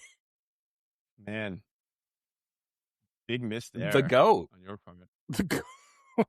JCW legend, Big Vito. That's right. Man, they're Low. Corporal Cajun. They got huge erection. Oh, fuck. You got David Arquette. We got David Flair. You got David Flair. Yeah. Wow, this is really like a murderer's row. This is a real who's that. Like, this is as violent people of a pick you could get, I think. I always forget that Dustin went back to WCW. Got Glacier in here too. This was when he did 7, right? Yeah, this Same is like peak pain pills. Dustin Rhodes. Yeah. Yeah. Well, okay. This Was this peak pain pills or was Black Rain peak pain pills? I think this is like the start of the peak. And then it's just like all pain pills for until 2005. I mean, we do have. It's just him wobbling around looking like the fucking Grimace. Just fucking soma it out of his shit. Yeah. All right, I'm still scrolling, Vin. We're at K's, so I'm going to try to pick up shit, La Parka. Yeah, but we're going for 1 stars. No, you're doing whatever you want. Really. Oh, we're doing wherever we want? Okay. Yeah. I mean, I hate to take longer than everyone else on it, but I mean, look at the roster we have here. No, you're fine. We could do Sid Vicious versus Major We could pick Gods. Man-Cow? Oh, shit. Okay, it's either going to be Kiwi or Man-Cow so far. Okay. You got Mickey J. You got Mike Austin, the chubby chaser. You got Mike Jones. Who? King of Chopped and Screwed. Remember Smiley always sitting there? Even I'm drawing a blank on who Pops is. Yeah, who the fuck is Pops? Someone in the Discord's very angry that we don't know that right now. Yeah, some 23-year-old who watched all of WCW in a single summer is just like, how do you not know Pops? How do you not know Pops? Come on. And then like throwing you dates used to at do us. the limbo at the Nitro parties? Come on. I almost broke the golden rule of the podcast, but I did not, and I'm proud of myself. Thank you. You're welcome. So, Scotty Shakira? That can't be what I think it is. Oh, Shane Douglas is there. Shark Boy is like very early Shark Boy. This was Shane Douglas after the Radicals left, and he was part of the group who they were like, we're all gonna leave together, and Conan pussied out, and then Shane Douglas like realized that they didn't want him. They were like, we'll take Benoit, we'll take Guerrero, we'll take Saturn, we'll take Dean Douglas. You're good. We could do the Kiss Demon. Do the Kiss Demon. I just want to be clear, Vin. Once I get to the bottom of this, you're on a 15-second timer. So just the Filthy Animals. They have Shane Douglas and the franchise. Are those 2 different people? No, same gimmick. Same gimmick. Like how we have. We can get the entire Insane Clown Posse for the price of one Norman. Are we allowed to make recommendations to our fellows? Yeah. I think you need to go with the total package. Not like Luger, the total package. It's not here though, is it? Oh wait, hold on. Let's keep looking. Oh yeah, you do have the total package. We do have the wall. You got the fucking. We got the wall, brother. Wow, that's so timely. You got Tracy Smothers, VP Star. Ooh. Hammer. Got all sorts of Volanos, whole fleet of Volanos. Oh shit! You got Vince Russo. Oh shit! You got Vince Russo. Why would you ever take Violent J Russo. when you can get the entire Insane Clown Posse? Man, you know what? Fuck it. As a radio guy, I'm gonna go with Man-Cow. Man-Cow in the morning, baby. Right. Man-Cow. What? You wrote Mad Cow. It's Man-Cow. Man-Cow. My bad. Okay. Great. I'm dyslexia, and everybody knows this is gonna be. Okay. Cool. All right. So Vin, where do you want him on the card? Where do I want him on the card? Do I want him facing Sid Vicious? That's the big question right now. That's a good question. I don't think Sid Vicious feels as strongly enough about Haiti to make it a good match. That's a very excellent point. Do we want? Can we do? Because if I put him in the tag match, does the next person get to pick? Nope. It would be Oh, just- it would be it'd be a 2-on-1. It would 2-on-1. be a handicap Yeah. match. Can you put you a know what? singles against the tag team? Does it let you? Yes. Let's Okay. do it then. Let's do it. Mancow, Chicago's Mancow man. Muller Getting killed. versus Dan Brother. Severn and Ken Shamrock. All right. Well, I'm up next. So wait, let me write that down. Versus Mancow. Vin. Okay, and I'm up next, and as you know, for the sake of DEI, I will be doing everything I possibly can to select a woman. And if everything works out, fuck me. Fuck. Oh wow! The Not whole that. knockout division circa Oh, 2011. Oh, if you got TNA 2011, could you have done Amazing Kong versus Mancow? I probably no. Oh, Not she was here. not I do there. have ODB though. I do have ODB. Is she under the Amazing Kong? Okay, no. Maybe. No. Nope. No. Not at all. No. Wow, you actually Yeah, don't have I mean- you don't have a lot. I'm not thinking very hard about this at all. For TNA 2011, I am selecting Mickey fucking James. Also, keep in mind we have Stips. That's something we can include here. And I am going to put her. Putting her in the semi-main is so fucking tempting. I'm not gonna do it. I'll put her in the second match. All right, cool. There we go. Mickey James Oh, it's one stipulation per card though. per card. Yeah, we have one. Yeah. Okay. I think the last draft pick, like Gets the whoever goes stipulation. last in our order, should pick where to put the stipulation once we have a It's complete gonna- card. Whether or not it worked out this way, it was going to be Chris, but that's exactly what worked out. What's going to happen. So yeah, works out for Thank- everybody. Thank you. Thank you for respecting me. Of course. One day you'll eat my Reuben. One day I'll eat your Reuben. Who's So who's Who up now? wouldn't? Who wouldn't want to? Dokomoy is up next. All right. Keep in mind, Pat's here. You can honor him or you cannot honor him. And also keep in mind that you also get the second pick. What does the honoring next pick as Pat well. mean in this context? I think it would be, oh, fuck, you don't get sex. Is she not here? What the fuck? No, Is she under was gone. men for some reason? This is Lucha Underground 2018, so this was Oh, when they were in that yeah. weird thing So where near like the half end, the yeah. roster was sitting on the bench because they had their fucked up contracts. We Oh, got, I that's got to see fucked who's up. available. You can get Big Bad Steve. We got Austin Brian Aries. Cage. Caleb Conley. Get Chelsea Green. Daga. What a my favorite wrestler of all time, Daga. Fuck. Really? Oh yeah. I mean, every time I see him on a Lucha Indie show, I go, I have to watch the Daga match. That's so It- Chris. It's so awesome that Daga, like, they brought him back to be like, look, we have an original Perros Del Mal member. Ladies and gentlemen, we have Oh, Joey Ryan. man.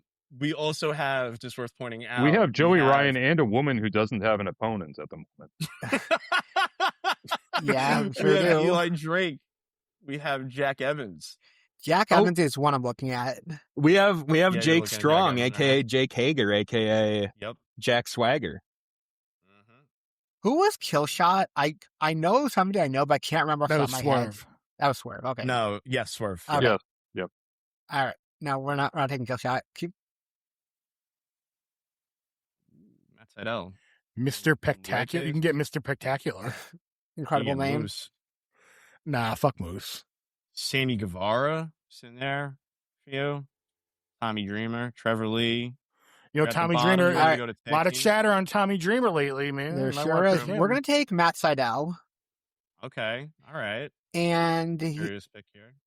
he's gonna go in the third match. The third match. Okay, fantastic. Peace, love, and pro wrestling. All right, and now you get the next pick. Sorry, give me 1 second. Just let me write that down. Okay, and the next pick is you as well, and you get a pick from Chikara, Oh shit! 2014. Fuck, that's pretty. That ain't bad at all. All right, we got to see who all is available. You're gonna get lots of ants. I don't Sorry. remember which ant is which, so this is gonna be kind of tricky. Oh, if I could take Chuck Taylor. A green ant is Tracy Williams. Soldier ant is Drew Gulak. All right, hold on. This is fine. Eddie Kingston is facing Mickey James.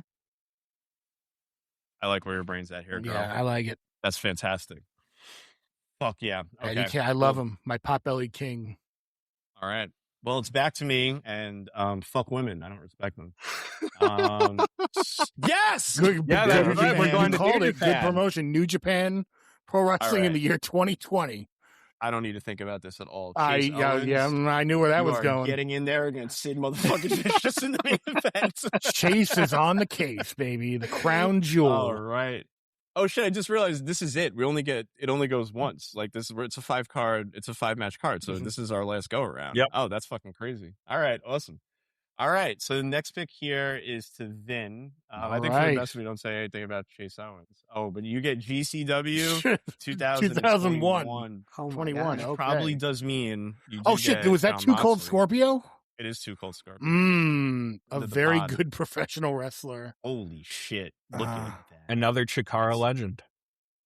I mean, give me Too Cold Scorpio. I got her.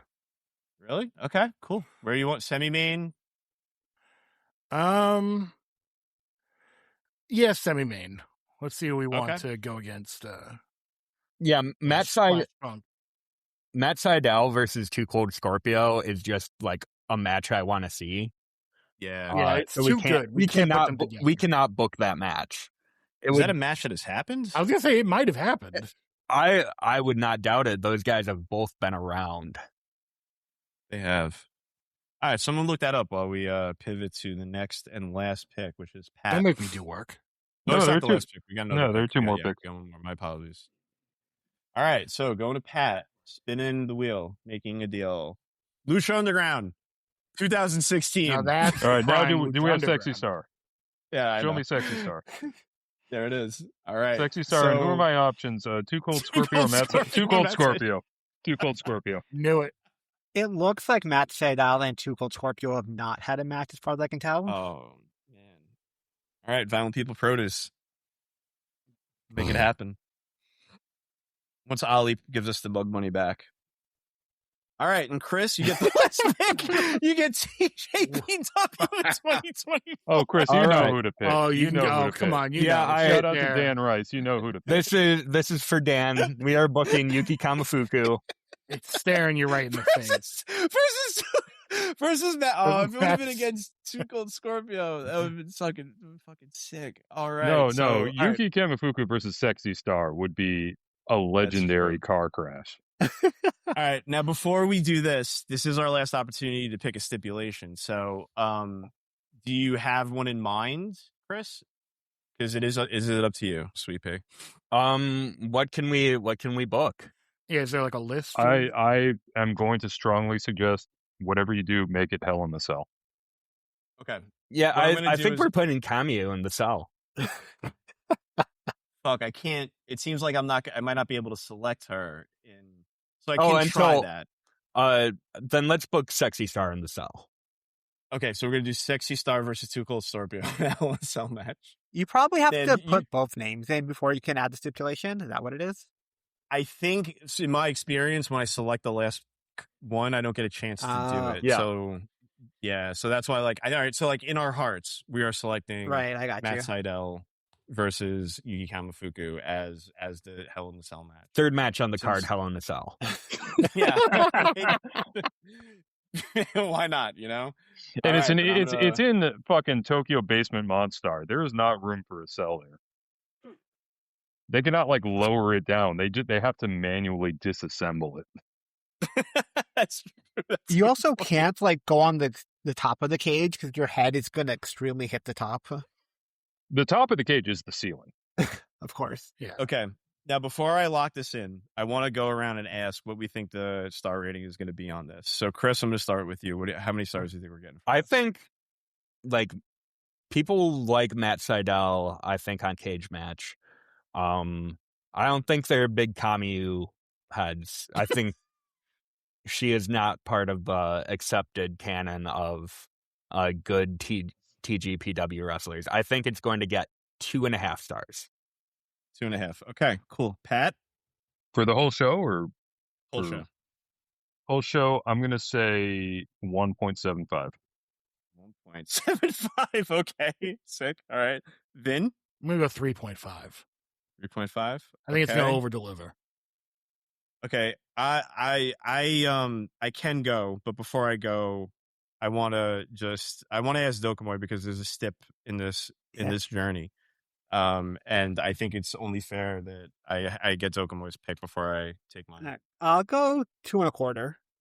2.25. Okay, so now the stip here is that, as you know, my love language is gift giving.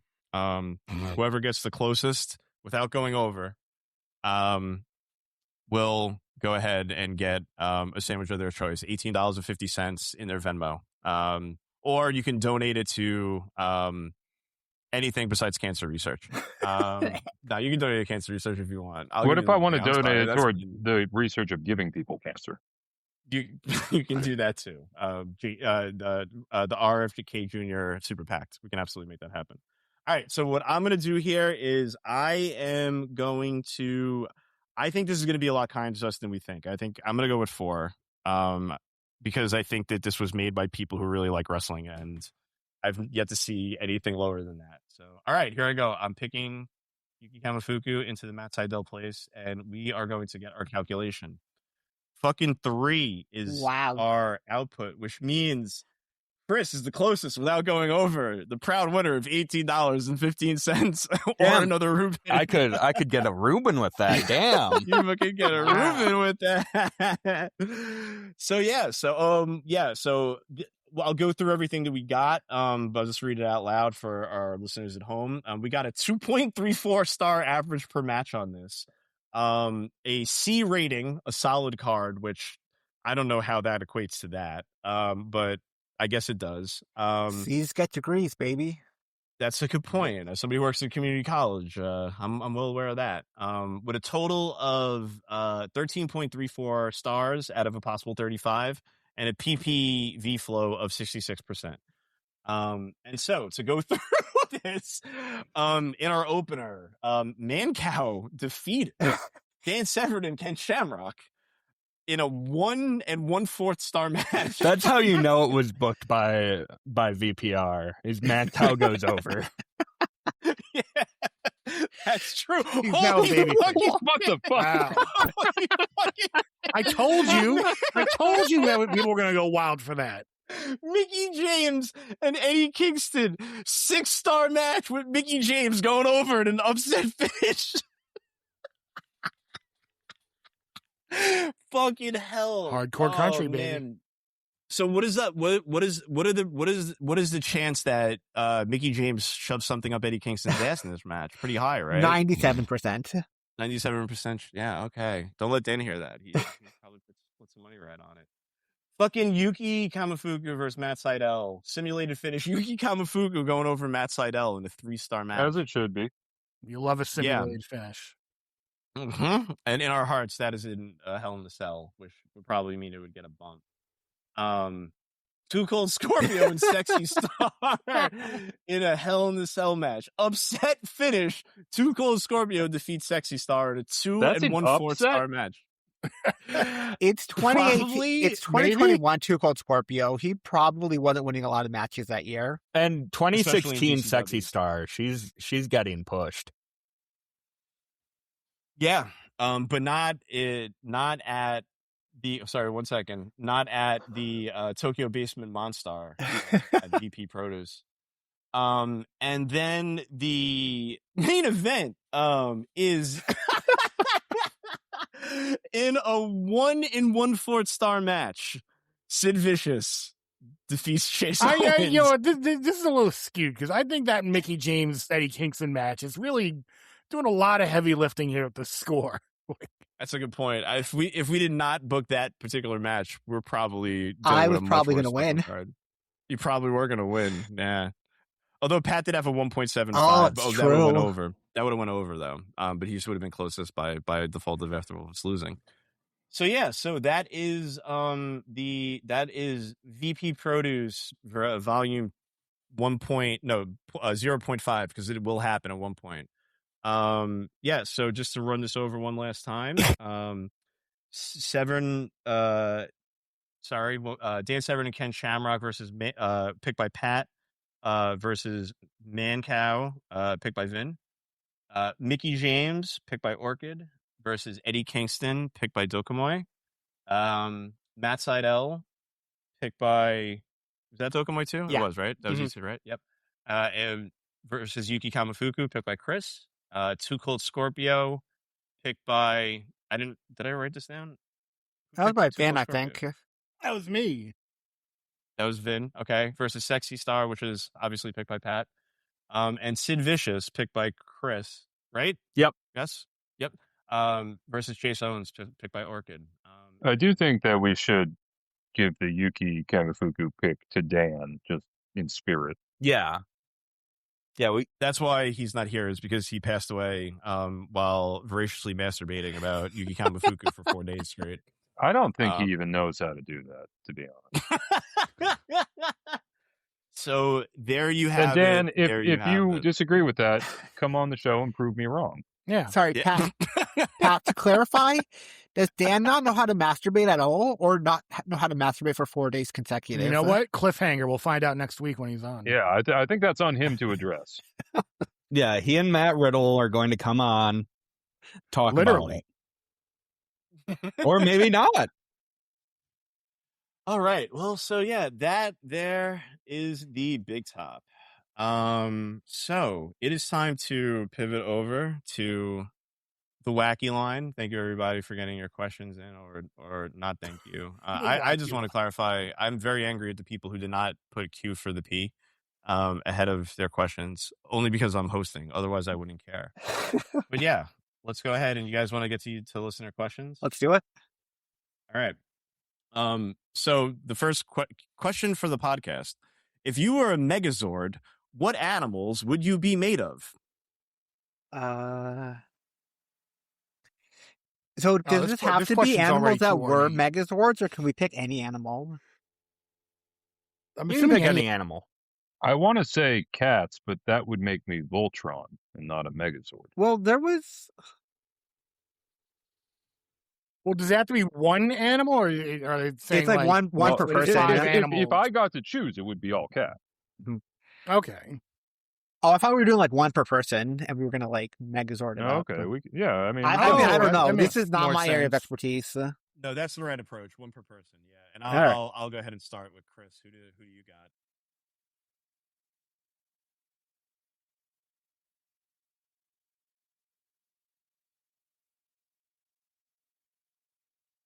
Wow. He's Left on read by Chris. Wait, sorry, she said me first. Yeah. I was gonna say she's really thinking about Dip. this. I ran to go get ice. Okay. So pardon for not following. you were trailing as, so I didn't hear me. I would be a sea otter. Oh, love it. Sorry, now I'm getting a adaptive beverage, which I keep in my closet in my office. But that's perfect and precious. You're my little sea otter. I couldn't agree more. I said aw, obviously, as soon as possible.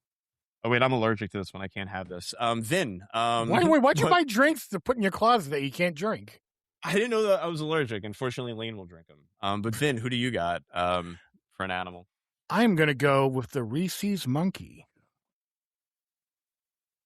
All right. Cute, fitting for you as well. Pat, are you a cat? Yeah, probably. Okay, cool. Dokomoy? Hammerhead shark. Hell yeah. Fitting with me. I'm a whale. Always. Always a whale. All right, cool. Great.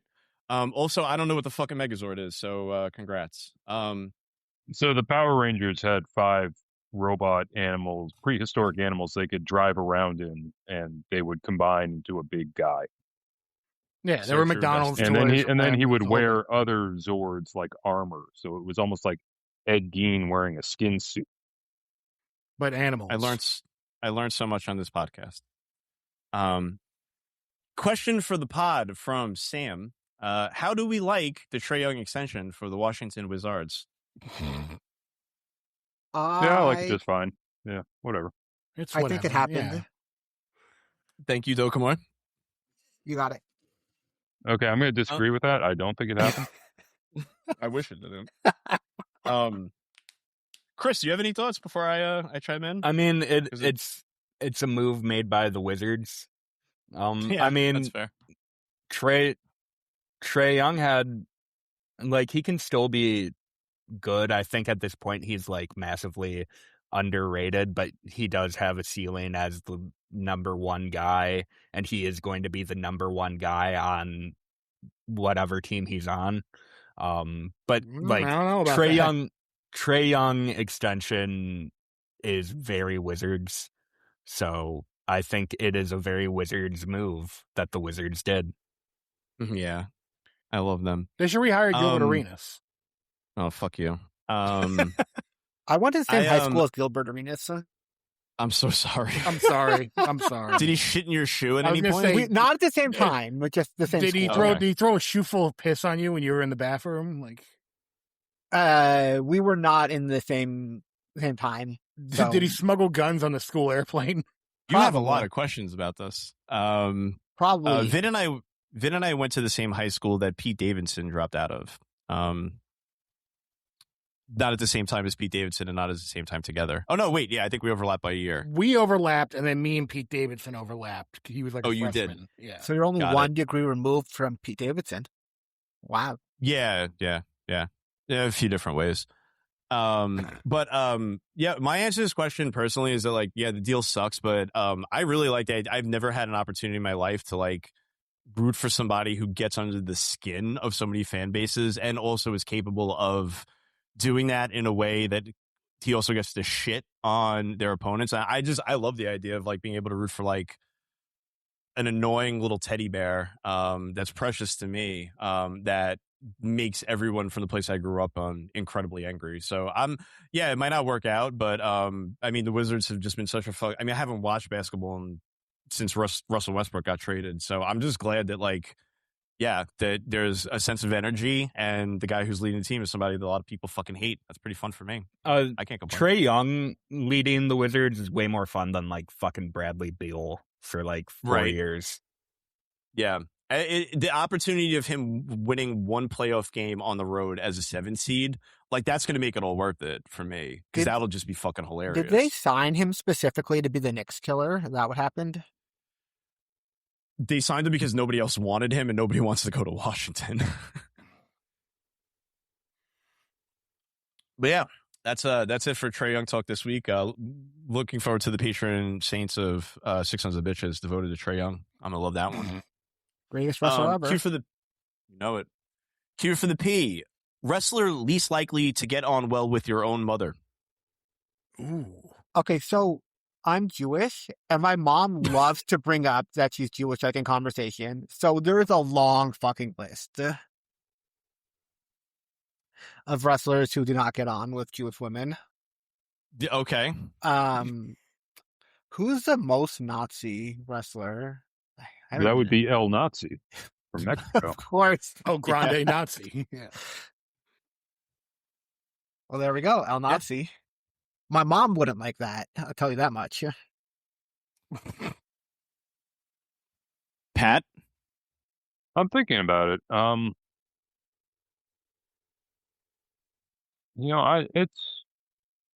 It's hard to put a finger. I think any wrestler who is just a shithead. I don't think my mom would get along very well with some of the wrestlers who, like, there are plenty of wrestlers who are dumbasses, but who are, like, polite and able to conduct themselves in a social situation. And then there are people who are just, like, total shitheads all the time. Like, I don't think she would get along very well with, I'm trying to think of someone who's, she wouldn't get along with Sabu. Oh. Sabu, wonderful wrestler, but big time shithead. As you were just talking about that, I just assumed you're going to go with, like, Bubba Ray. Bubba Ray, she would not get along with Bubba Ray, I don't think, either. Bubba Ray would definitely, like, say something stupid to offend her without really trying to. My answer to this question is anybody who is not Caucasian. Okay. I mean, that's the real answer. That's yeah, we're both from Staten Island. But my answer would be, I think my mom would be confused and then very annoyed and upset by Alec Wright. Oh, my heart breaks. I know, because I love it. He's my Das Wunderkind, but Yeah, mine too. not to her. She would just be like, why is he dancing? Like, that's his thing. He's Das Wunderkind. Like, yeah, but then, I don't know, the accent's a barrier to entry. I don't know about this. Like, she would just get very befuddled and then, like, upset. He'd probably, he'd try and, like, compliment her on her cooking, and she'd be like, I don't buy it. I don't like it. There's something about this guy. Like, All right. Q for the Chris.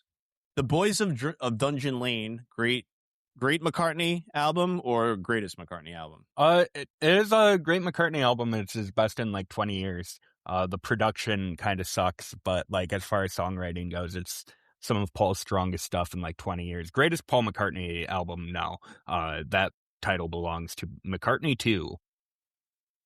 yes, All right. I agree.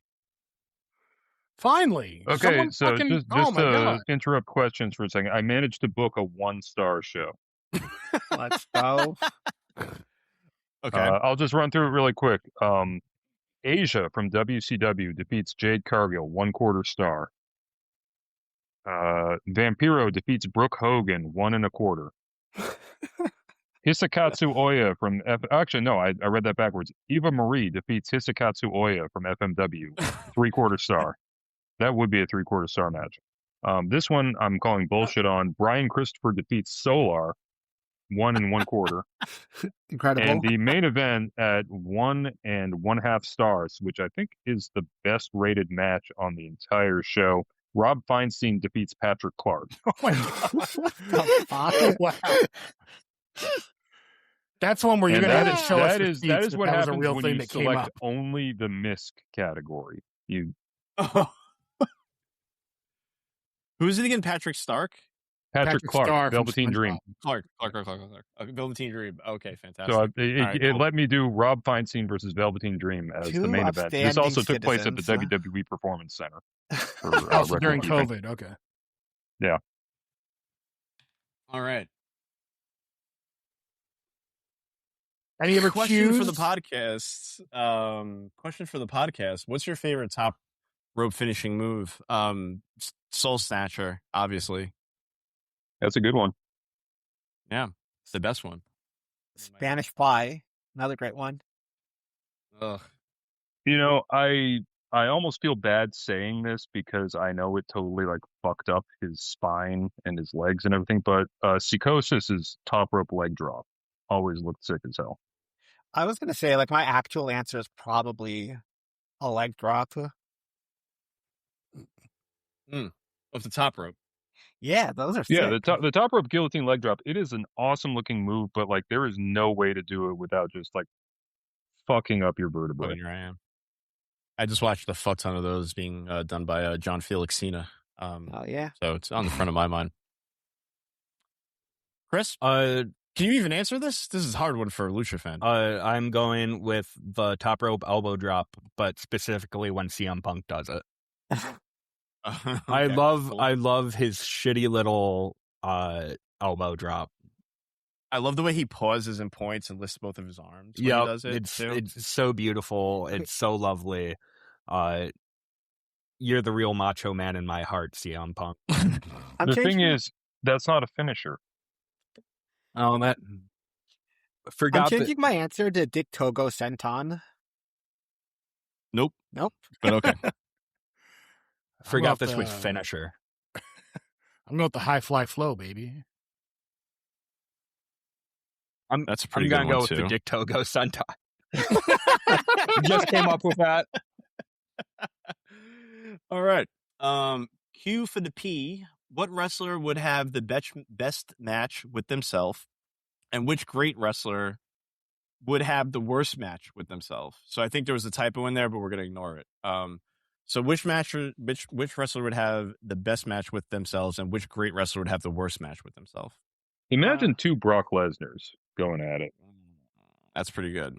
Yeah, like That'd be That's pretty pretty sick. I good. think the worst match, as much as I love him, to Shawn Michaels refusing to go into business, like refusing to do business with one another, would be a terrible match to watch. Yeah, that would not be great. So my answer for worst match was along similar lines to Pat's. I was going to say Antonio Inoki versus himself. That guy does not lose matches. Oh yeah, that's a good point. Going to a Yeah, perfect that's a good draw. I would love that. That Yeah, you would. the worst match, I believe in my heart, wouldn't be Sean. It would be Joey Janela versus Joey Janela. True. 45 minutes? 45 minutes, a chance to truly jerk himself off in the ring.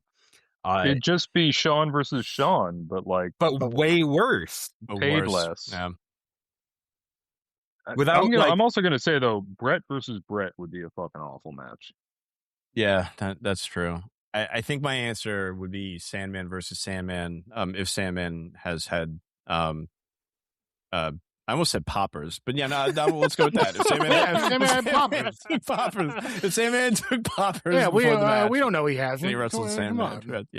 on. Yeah, Best versus himself, I'm going to go with young, spry, early 2000s Gentaro versus modern, well after the stroke, Freedom's undercard tag match Gentaro. That match would be crazy. Yeah, it would. That's a good answer. I'm gonna do 2 D'Lo Browns, and for surprisingly worst match feature, I'm gonna go 2 Atlantises.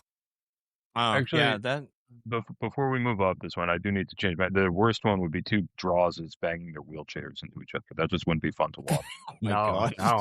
All right. Mine would be, my best match would be QT Marshall versus QT Marshall. No, that's a good match. My best match would be Dick Togo versus Dick Togo.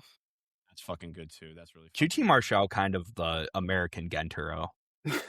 Is the I could not Rizzler agree. technically a wrestler now? Can we have 2 Rizzlers? Is he on Cage No, Match? he doesn't wrestle. He's only ringside. He's just the manager. He's got his Aura license. Farms. That's true. That'd be a sick match. It's going to be really sad. sad when that kid fucking dies of Prader-Willi Shut up. syndrome. Oh, he'll be fine. He's gonna outlive us all. I thought you were gonna He's say just it's they're going to be puberty. he choked to death on an entire pie. He didn't even chew it. Jesus Christ. I'm so glad you're here, Pat. Thank you very much. Q for the P. What's your favorite second rope finishing?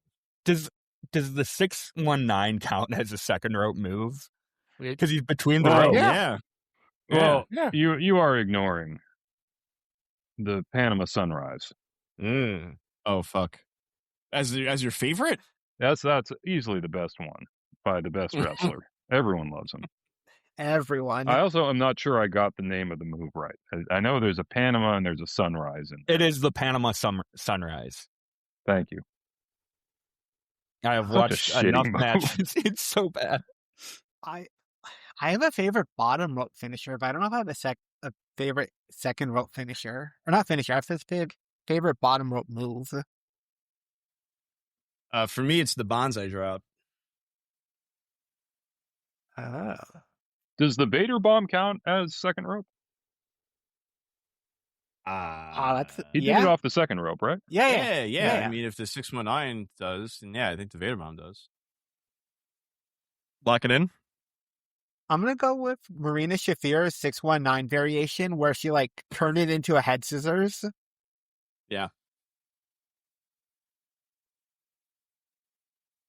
All right.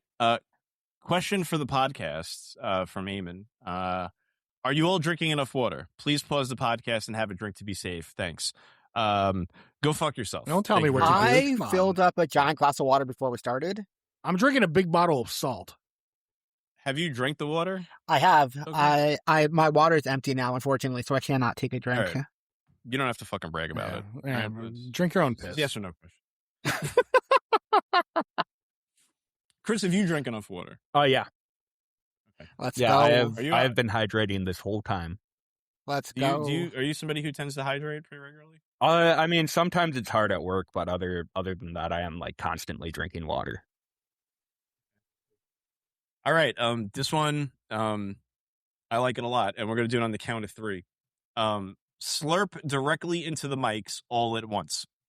I'm going to count down, and I'm going to count down, and we're going to. Wait, let me get my drink. Let me get my drink. Okay. Hold on, I got to All refill my drink for this. Apparently. Well, okay, no, hold on. Are they talking about a drink slurp or just like a? No, No, I was no, the one no. who asked this, and I just wanted really annoying audio. Oh, okay. All right. 3, 2, 1, slurp.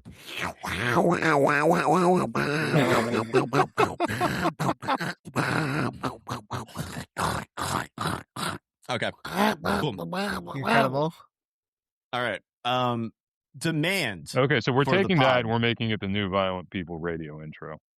Okay. It's that Great. and like Jay Briscoe going Violent People. All right. I'll take it up with Ollie. Name for the pod. Name an ugly wrestler who you think could bring you to orgasm using only their words. Oh Even God. ugly wrestler to bring you to orgasm using only their words. Oh man. Dusty. Oh God. It doesn't get better than that. Gonna make you come, All baby. right. Can you imagine? Gonna bring you to the top of the mountain, the climax, honey. I mean, Can you imagine if he's already text calling- messages existed for like the peak of Dusty's career? Just how canceled that man would be. like he's talking to me. He like no matter what, he's already calling me daddy. I want you to Every reach your other word. hand out. Reach your hand out and jerk me off, daddy.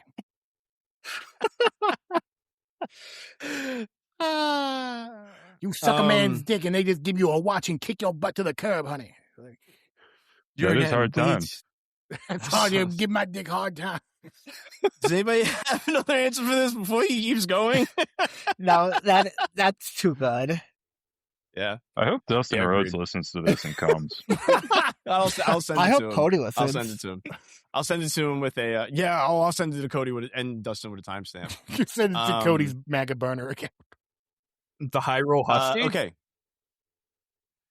How much money would Dan spend going into MetLife Stadium? The answer is irrelevant because he would find something to complain about and get a refund. Yep. Or however much money he Yep. spent. Yeah, he's either I mean, it doesn't matter how much he spends; he's getting it all back. he's either getting in for free or he is getting a refund. And Oh, Matt yeah, Riddle so- will be there. Just a It is lone loud. Matt Riddle in the middle of MetLife Stadium. How did it happen Sitting in the again? lab. I know. I can't believe it. Yeah, he ran into him again. As best at this point, I just think they should make it official. They're in a romantic. Yeah, little Dan time. has to stop playing coy. I ran into Matt Riddle the again. thing is, we can't like talk about this like it's a good thing because it means Matt Riddle is going to cheer comps, and that is Oh my bad God. news. Oh, true. That Yeah. is bad. I just actually did a spit take. Yeah, no, that's fair. Best pro wrestling theme to make love to. The DX theme. It's your Like, answer for anything. Yeah, no, Oh, I mean it's correct. The Death Riders Now- theme.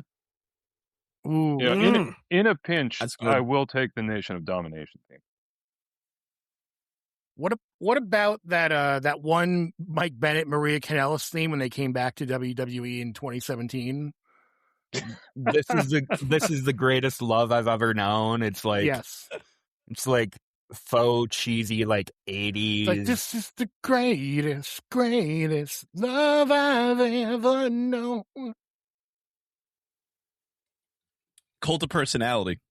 I'm going with my go-to for these questions, American males.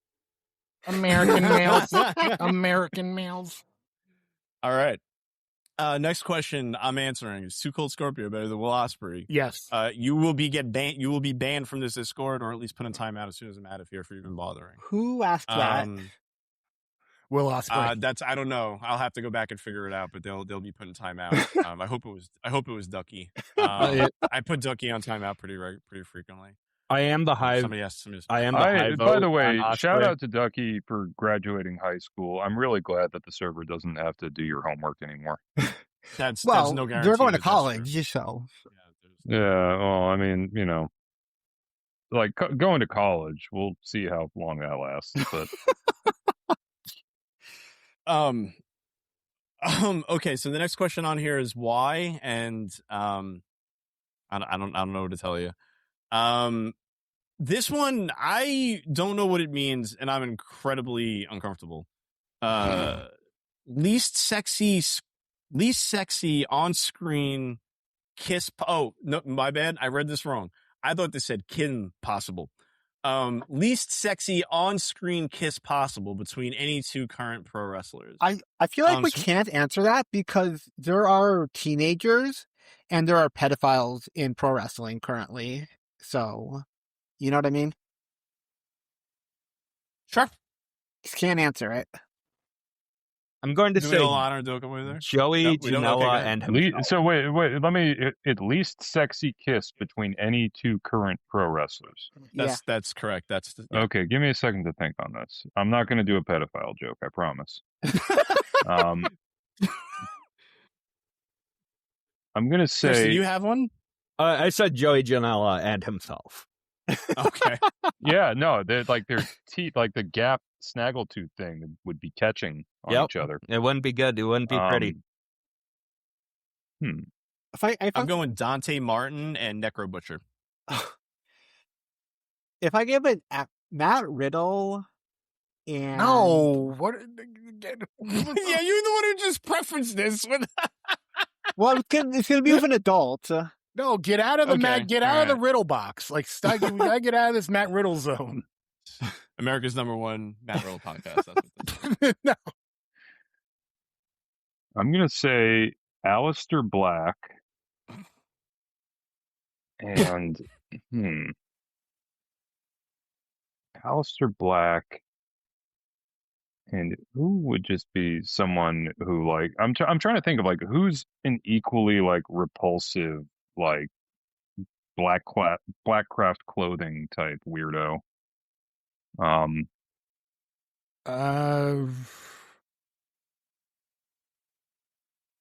Jimmy Jacobs. New LA Park. No, there's no new LA Park. There's a new La Parka. All right, Dad. Let's say Go with Volano 3. it's not a current wrestler. Where's he fucking wrestling? The Graveyard? That's He where might Thunder be. Rosa But actually, wrestles. that doesn't, Aleister Black and Savio Vega. That would probably be nasty as shit. Like, Savio Vega would be bringing the heat, and Aleister Black would be, like, just, fucking talking about, like, spell books he bought in Salem, Massachusetts or something.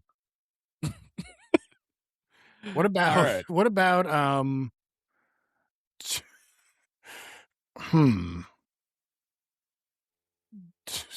What about Will Ospreay and Alex Winster?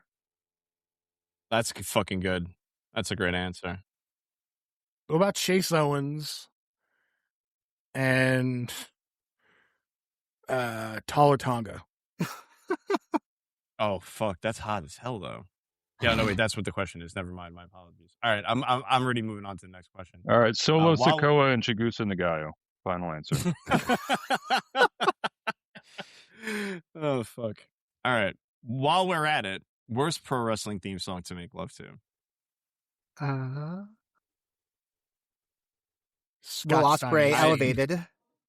That's pretty good. No, because is that the current one? Yeah. No, because that one you get the wrestling is gross version where Bucky's going, I'm gay to the Osprey chant. Worst wrestling theme song to make love to. I got to give it to the Insane Clown Posse Oddities theme. I'm sticking with that too. Orchid said Cult of Personality. I would pick Miseria Cantare. That's fucking good. I don't think it would be very sexy to. I mean, Here's the I thing. guess if she's like a goth, like No, because doing everything to that song sucks, including entering a wrestling ring. That song just fucking blows. Oh, I hold on. I got one. Rob Conway's theme song. I'm struggling to even remember that. You might as well have said like Sean O'Hare's theme. No, it's you've never heard Rob Conway's the fucking like I'm Randy sure Newman? I have. I don't. It's I like don't a fucking Randy remember Newman that. pastiche. That's kind of sexy. Where he's like, "Look at me, just look Oh, at that me." one. Yeah, that one. Yeah. Where does Shawn Um, Michaels fit in this? I feel like In the middle, fairly, I think. So Shawn Michaels, it depends on if you have the sexy boy theme that's done by him or that's done by Sherry. that's fair. Isn't there also another one that was done by Vince that was only played like once? God, I hope so. I hope it's Vince like at the beginning going, "Oh, Sean." Oh, You're Sean. just a sexy boy. God. All right. Cue for the pod. Worst movie you've seen this year? I watched an early James Bond movie. Trying to remember what it was called, but it was the only interesting part about it was how misogynist it was. Everything else was just dreadfully boring. No, that doesn't narrow it down. Yeah, what were No, you? no, what do you think you were watching? What's the worst movie I've seen this year? That's all I'm saying. It was. All right. Was it one of the Connery ones, or was it was one of the Live and Rodriguez? Let Die. Oh, okay. I watched the Pee Pee Poo Poo Man. I'm not looking at it. It's a real movie. Okay. It's like a Canadian indie film. I know what to expect, and the only funny part is they keep doing these like pastiches of like indie rock songs, but just the lyrics are just like pee pee and poo poo. Like it's so dumb, but then a lot of it's just really boring. Like I was expecting big dumb like horror movie parody, and it's not that at all. Or like it's a quarter of that, and then the rest is pretty boring. And it's from the Paul Bellini, the guy from one of the writers from Kids in the Hall. So I was like, oh, this could be kind of interesting. And then So I'm looking at my Letterbox, and I just shouts to me. I'm really funny on Letterbox. I think more people should follow me. I on January 26th, I gave Ratatouille a 1 star and said that it was just not believable at all, and I think that's really cool. I don't know if that's actually my answer though. I think probably the worst movie I've seen this year is a tie between Shelby Oaks and Frackham Hall, which was the Downton Abbey parody. But I did enjoy that, so I think I'm gonna go with Shelby Oaks. Who made the Downton Abbey parody? Is that National Lampoon vehicle? That was Vivid Studios. Jim O'Hanlon. Jim O'Hanlon. Incredible. So I'm just going off 2026 movies. I saw Supergirl this week, and that movie fucking sucked dog dick. Awful. The official Violent People review of it is on my X account. But I got to say, even worse was Mortal Kombat 2, because if you told me that they just made that movie by like plugging prompts into Grok, I would 100% believe you. It looked and sounded and felt like it. If I'm going off, it might be my answer. Also, for both. I just realized I said that movie sucked dog dick, and the plot is about a dying dog. So, pretend I said some other animal.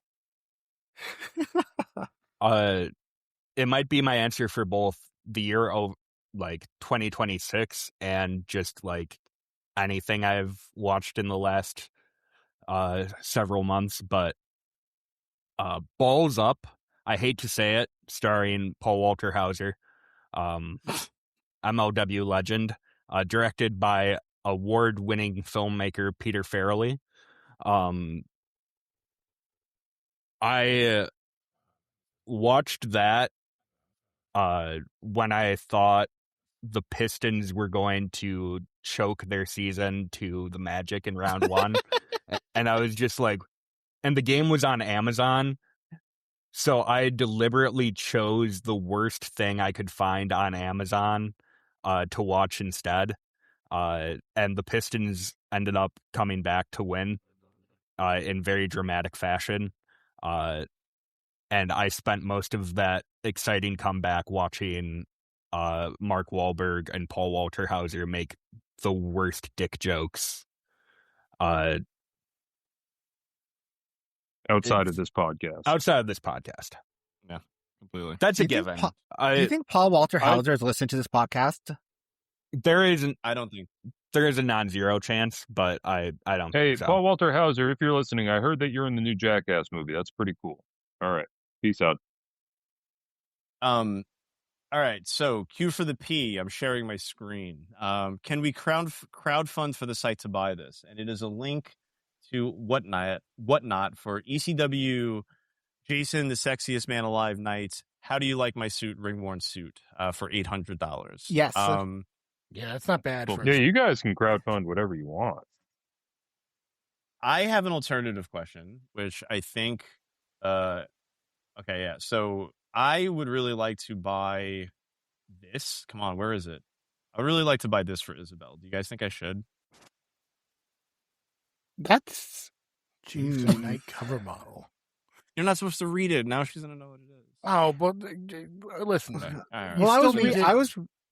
I was reading the Anyone price. can still enjoy those cum gutters. Come on. I think that this might cross a line from funny joke into like thing that might be taken as not intended in the spirit that it's intended in. Also, $150. Yeah. Also that All right. like don't fucking like stop setting fire to your money, Orchid. This is Inches I love magazine. doing that. This is Inches magazine. Oh, what about this? This is a. Is this in? Oh, this is a really good AI T-shirt. really good Okay, AI. yeah, sure. I won't set fire to my money. We'll move on. Okay, great. Just buy Isabel some Pokemon cards. Everyone likes those. Buy her a Okay. Reuben. Yeah, do that. yeah. Yeah. I have tried to buy a Reuben before that. Go buy us all Rubens. What are you doing? You. I have. What, Can we not talk about almost a this? Reuben. Can we not talk about this right now? You just won another Reuben on top of the Reuben I'm buying. It's a sore subject. Yeah, it is. Do you hear her? All right. Q for the P. No, sorry. Question for the podcast. What's your favorite book? Oh God. Do I have a favorite book? Don't know. I think mine is probably. I mean, it is a tough question, just generally, but I think mine, if I really was forced to answer it at gunpoint, is probably Don DeLillo's Great Jones Street. Definitely not his best book, but one that is very formative to me. And the way I write incredibly long run-on sentences with multiple conjunctions and independent clauses attached to them. That's probably my answer. I haven't read it in like over 20 years, so I don't know if I would still feel this way, but like for favorite, I'll go Hitchhiker's Guide. Okay. That's a good one. Yeah. I'm gonna go with Naked Lunch by Burroughs. I mean, you Really? have to go back to the classics. I was thinking about it, looking at my bookshelf, and I'm like, Mhm. which one of these, like what would be the cool out of left field pick? And I'm like, no, I have to be honest with myself. And it's like, it's like sometimes, you just say like, yeah, the fucking first Matrix was a great movie. You say Naked Lunch is my favorite book. Yeah, I am also going like very basic, very canonized. Like I love Crime and Punishment. I love Dostoevsky. This is like I feel like my answer has been like changing like every couple of minutes. Yeah, I mean Raymond Carver's what we talk about when we talk about love is really seminal for me as well. I did really love reading short stories a lot in my youth. Yeah, now I read a lot of Japanese detective fiction. But yeah, I have a book that's just like all of Drill's tweets. So that might be the That's a good second. one. That might be the runner-up. Vin, do you got one? If we're talking like longest lasting, like from childhood, probably The Outsiders by S.E. Hinton. Okay, yeah, okay, sure, it's a good one. Way better a classic school book than fucking Catcher in the Rye. Oh fuck, another one for me to go poetry is Eileen Miles's Fresh Young Voice from the Plains. And I guess like in that vein too, I'd also go Inferno. You can't. I'll be here all night. I love Dante's Inferno. That's up there for me. No, Inferno, a poet's novel. Oh, okay. By You know what? I Miles. just realized was missing from my book because I'm staring at my bookshelf going like, there's an answer that's not on the shelf, and it's because I don't currently own a copy of it. But Breakfast of Champions by Kurt Vonnegut. Oh fuck yeah, that's I was expecting you to go like more like in the Vonnegut route. Well, was I a little mean, shocked by I that. think the two poles of my planetary mass are, one pole is Breakfast of Champions and the other pole is Naked Lunch, and everything kind of exists between those two. Like, I guess the equator would be Infinite Jest. I don't know. Yeah. I was definitely to me, I was either thinking you were gonna go Vonnegut or like post 80s postmodernism. All right. Last question for all of us, including Dokomoy's air conditioning. Question for the podcast. Slade recently started doing promos in bathrooms. Now got me thinking. No, not Where do you think... in his bathtub, not bathtub. My bad. My apologies. Promos in bathrooms is a very different prospect. Yeah, and his promos in the bathtubs have been fucking incredible. So yeah, to start again, question for the podcast. Slade recently started doing promos in bathtubs. Now got me thinking. Where do you think would be the funniest place for a wrestler to do a promo? And my answer to this question came to me as quick as humanly possible in a Planned Parenthood. That's a good one. Do you remember during quarantine where they had like these mass vaccination sites where just do like thousands of people a day get vaccinated? One of those. It's like Austin Aries. Like my answer is based off of things I've seen, which is it's always very funny when wrestlers do promos in a public park. Like they're like I gotta be outdoors, I gotta look like I'm out in the wilderness, and you see someone just like walking along like the duck path behind them while they're like screaming and brandishing a toy knife. Yeah, the person in the background gives like a slight look, but like not enough to like cause a scene. But you like, know, I literally saw, I think it was for XPW, Tarzan Duran was sending in his own video promos, and he's waving a kitchen knife around and yelling. And it's just like, you just see someone like walking along a trail in the background. All right. Chris, you got one? Violent People Radio. They should come and cut a promo. Set up the big feud on Violent People Radio. It would be very funny.